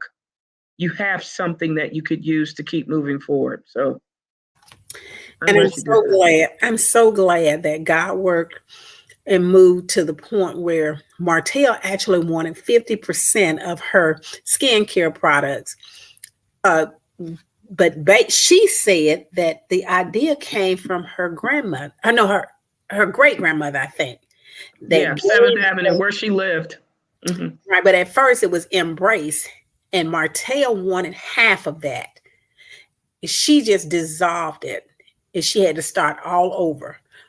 And I'm glad that he has no connection to her and to her legacy, because just with someone like Martell, they would swindle away what you worked hard for. Just like there was no way, as hard as him and Melody worked in their younger years, that when they divorced, they had absolutely nothing, because this man swindled away the inheritance. And she said, enough is enough. I got 4 kids. I'm going to start over. I'm going to go in God's grace. And that's what she had to do, because if she had to still been connected to Martell, she even said on the show that she kept losing favor because of who she was connected to. She realized that. And I'm glad she realized it earlier, now than later. It took us, Hannah, the content creators, the public, for her, and the way the show was, to really see it. But I'm not trying to be mean to her, because, like I said, it's always difficult when you have kids, you have businesses. The people, even when she said she wanted to file a divorce, they were trying to tell her, well, you'll take a hit. You need to wait. You know what I mean? But with her perseverance, and I think her mother helped her, even though she left. I think she sold some land. Remember Show Styles and Spirit? You did the interview. Yeah. I think she was able to sell some land to help her daughter out. Exactly. And that, to me, is a blessing. That because a is lot of people don't. I know in the urban community or in color, they think that you're not supposed to help your family. That's not true. Yeah. yeah. That's not true. You Hmm. know, Yeah, I you're really supposed to think help and build, but I think you have to. I think the thing that we're missing is people don't know how to be moral, have a moral compass in business. Right. but That's the part. also it was great that Miss Van did not sell her timberland until after they were divorced because he would have swindled that away too and gave Of and course. Shirley was over there with living high. She thought she had it going on That as is so long. true. He Yeah, would have but swindled it. Miss Van probably knew to hold on to it until her daughter had the strength to leave. You're yeah, absolutely and the right. problem is Hotel was like the hog pen. He was like the prodigal son. When you look at him, he's very bad with finances. So is his mother. They don't conserve. Even he had money, the 30,000 or $20,000 he had with the attorney's fees. He shouldn't have spent that. It runs through his fingers. Yeah, he thinks, and really I'll tell you this, most narcissists don't conserve. They're bad with money because in their mind it's the image. They're trying to help. They're empty inside, so they're trying to pump themselves up with cars, clothes, image. The look at the snots. All these Mm-hmm. vehicles ain't got no job. What? Mm-hmm. That's what my mama say. Follow them home. See, Yeah, because some Correct. people be more invested in a car, Yep. a Yep. Louis Vuitton purse, a Chanel Hmm. bag. Yep. Follow them home. They ain't even got Living a in the car. dresser to put the drawers in. I just was That's living a hood in W. mentality. That's a hood mentality when you're into the cars and the bags over a house or getting your business in order. That's that hood mentality that they're dealing with. And yeah. that's Mm. what That's why I say it's that 47-acre deal.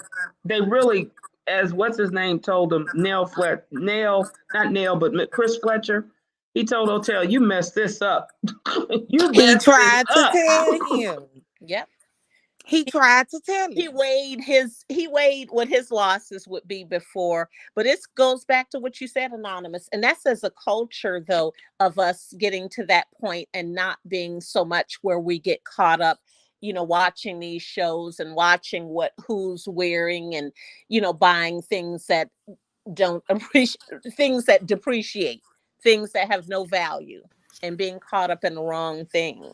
Yeah, if you make the money, you can buy nice things. But Correct. the thing is, that shouldn't be your The focal focus. point when, like I said, bum on couch. What are you doing? But think about Okay. it. When they say a lot of housewives have gone broke, that's because that's been their focus. Overspending. Yep. Overspending. And that's why I And say, you have to watch it too. I'm glad she said that because I'm in the house now, paid for house. Burned down 2014, 2015, got rebuilt. That was my grandparents, and we own over 60 acres of land, and they have passed. And then here goes my aunts. But we're not thinking about selling yet. And I'm like, you'll never sell because I won't never sign. Y'all need to be proud that our grandparents had something that's paid for, that was facts. able to keep the land that I of my agree. dead body. And my children gonna know never to sell because times out here is hard. And if we all got to bundle up in this house, that's what we gonna do. Correct. And that's Exactly. what you do. What I'm saying is, Yes. it can happen. Trust Yep. me. It, Yeah. People don't get it. They be You, wanting to get the money to spend it up. It won't last 6 months. yeah, they're worried about their image. And I'm like, that thing is temporal. What? What? But yeah, but in Martell's case, he was stealing money, in my opinion, taking money out of his kid's mouth, giving it over to this woman and her daughter.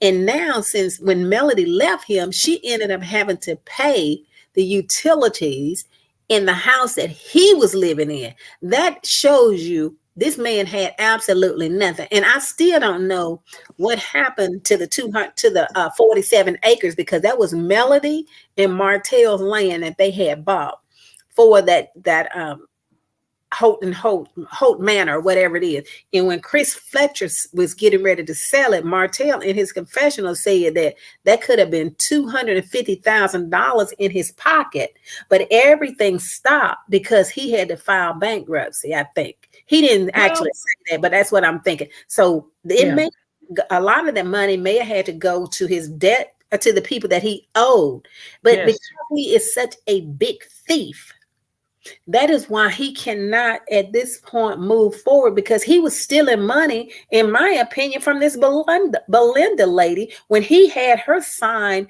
buy land, then sign it over to his company, him and Marlene's company. And then a couple of months or whatever later, he had her sign the land over to him, or he signed it over to himself, or whatever it was, a big scheme. Why would this lady put her money on the line for him?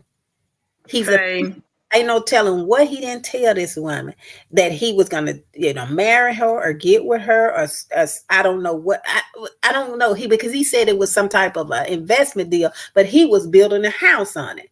But then he said she got her investment back, but she sold him the land for $10, I think. How is that give your money back? Thief. Well, actually, he sold it, but I heard that the bankruptcy court seized it because they shouldn't have done it. Right. So I'm like, he doesn't understand. He's just a crook. He just is a god darn crook. You can't. He think he could out slick this. He's just not that slick. It's gonna come back. And he wasn't that slick with that ATM thief. Right. He in the car on his back, on the walkie-talkie rental car. Right. Dummy. Went back to work. He wasn't gonna get caught. Oh my God, I just can't. Well, ladies, Carmel Rail is going to go live in like 9 minutes, so I'm going to shut it down. But this was a wonderful live. I enjoyed y'all so much. Okay. And tell Calvin to come back because he had some great points. Yeah, it was great. Yeah, but I'm thankful we got a chance to see that live with Melody Cherie Rogers and her family. That awesome. To me is very touching, because I've just seen a lot of Blacks and people of color not understand the importance of land and wealth. I don't think they get it. Generational, and like Melody always says, building generational wealth, preparing your family. So you ensure you're never a slave to somebody else. Correct. When you have it. Yep, exactly. Thank you so much for having us. Oh, you're welcome. I'm going to go around and let y'all do your closing remarks. L'Oreal, what are your closing thoughts? I always enjoy your panel. That's all I really want to say. I enjoy it. It's a breath of fresh air. You can breathe over here.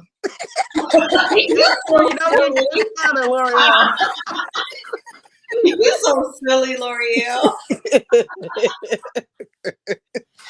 But I enjoyed it. Thank you for having me up. I enjoyed you. Go ahead, Hannah. Yes, I enjoyed it too. And the only thing I wanted to say is pertaining to Kiki's treatment method that she's going through now. Now, I know that Success said that Judge Mathis say you have to go every day. That is, he's talking about classes, not classes, but meetings. Right. For a class. 12-step meetings or AANA. But she specifically said that she was in treatment and that she had to do testing, random testing several times a week or whatever she said. That's why I knew what she was talking about. So I just want people to understand there is a difference between treatment and meetings. There's so many different levels that you can go into as far as treatment. But when she said that, I knew exactly what she was talking about. Well, he's had people. Miss Wanda was the one that let the cat out of the bag, but Miss Wanda didn't really know what she was talking about. And Judge Mathis didn't know initially, but you know how when he has someone on the show, if they say something like that, then that's when he says he has them to go on and talk about it so that people get an understanding. Right. And that's the only reason I knew about it. I think that Miss Wanda was being shady, and it took Kiki to come out and explain exactly what she was doing. So I'm glad she had the opportunity to do that. And I'm glad that Melody explained what was going on with the court case and how the judge, and I feel like the judge was biased as well, but she said she plans to appeal, and I hope she wins the appeal, because we see how Martell has been actually treating his family to be his ex-wife and his children, because when he does that to his ex-wife, whatever he do to hurt her, he's only hurting his kids too, and he's going to end up hurting himself in the long run though. But thank you for letting me come up and share a great conversation, show Styles and Spirit, and I look forward to doing it again. Yes, thank you. Please, I love it when all of y'all come back. All right, Succeeding 2, what are your closing thoughts? You know what, Hannah said them all, because that heat she had with Kimmy going on is the same way that I feel. I'm like, yes, yes, yes. I feel all of that. I'm just tired of her from season 1 on. They say the definition of insanity is doing the same thing over and over and expecting a different result. Like, what does she expect different? He's been consistent. This is who he is. This is what you married, and this is what you bought. You're right. And so I'm just tired of her. I mean, you all need to get a new storyline, because that's been your only story that you've had. They've had nothing. Just get rid of them all, revamp, get some. Well, actually, the whole show needs to just go. I think it's done. All And right. I didn't have any other thoughts. I appreciate you being here. I appreciate you having me. Absolutely. Anonymous, what are your closing thoughts? As usual, show Styles and Spirit is phenomenal. L'Oreal, Hannah Gray, Succeeding 2, and the lovely people in the chat and hearing us. It's just amazing to be with you guys. I am kind of glad that Melody, even though usually she didn't have to, was willing to show a little bit of the custody situation, dealing with Hotel. And what I was really thankful is the Fletchers, Chris and Nail, as well as Marlene, even though she is crazy, didn't lie under oath on the witness stand, feeling pressured by Hotel. I think people need to not let narcissists bully you because they throw temper tantrums and you feel fearful of them. Because I was doing some studies, I read that that's really what they do. They always throw temper tantrums or try to bully you or use physical violence to make you do what they want. It's a control thing. But I'm glad they understood legally, stand your ground and tell the truth. And that's what I think how you combat the narcissist. You have to tell the truth. Don't worry about their opinion of you doing things for them, because they don't have any honor. They'll turn you in for perjury and don't care. That's just how they are. Latifah and legs, hips, and breasts. It looks like your little Stormy Canvas Beauty products is not working, allegedly. Nobody's buying it, in my opinion. So, because I don't want dog hair on my kids either. I can't with what she does. I'm praying for Black Titanic. I'm hearing you were getting pressured because you exposed the truth on what they were doing. So hopefully your channel can get back when people are trying to bully you. But it's just been great being with you. I'm not going to be too long because I know Caramel Rail's about to rag in a few minutes, baby. Oh, you know she is. She gonna let loose. Yeah, she gonna let loose. Well, I thank everyone again for being here. Everybody in the chat, y'all were spot on. Y'all were either cracking me up or just spitting facts and telling the truth. So I enjoy y'all so much. And I can't wait to see y'all next Sunday when we review the next episode. And yes, I'm thankful that Melody could talk a little bit more freely about her having to deal with this man. So y'all take good care, be safe, and I'll talk to y'all soon. And Ms. Z, thank you so much for the super chat. I appreciate you. Thank you for your generosity. Y'all take good care. Bye-bye. You too. Bye-bye, guys. Bye, everyone. Guys. Love you all. Have a good evening. You too. Bye-bye.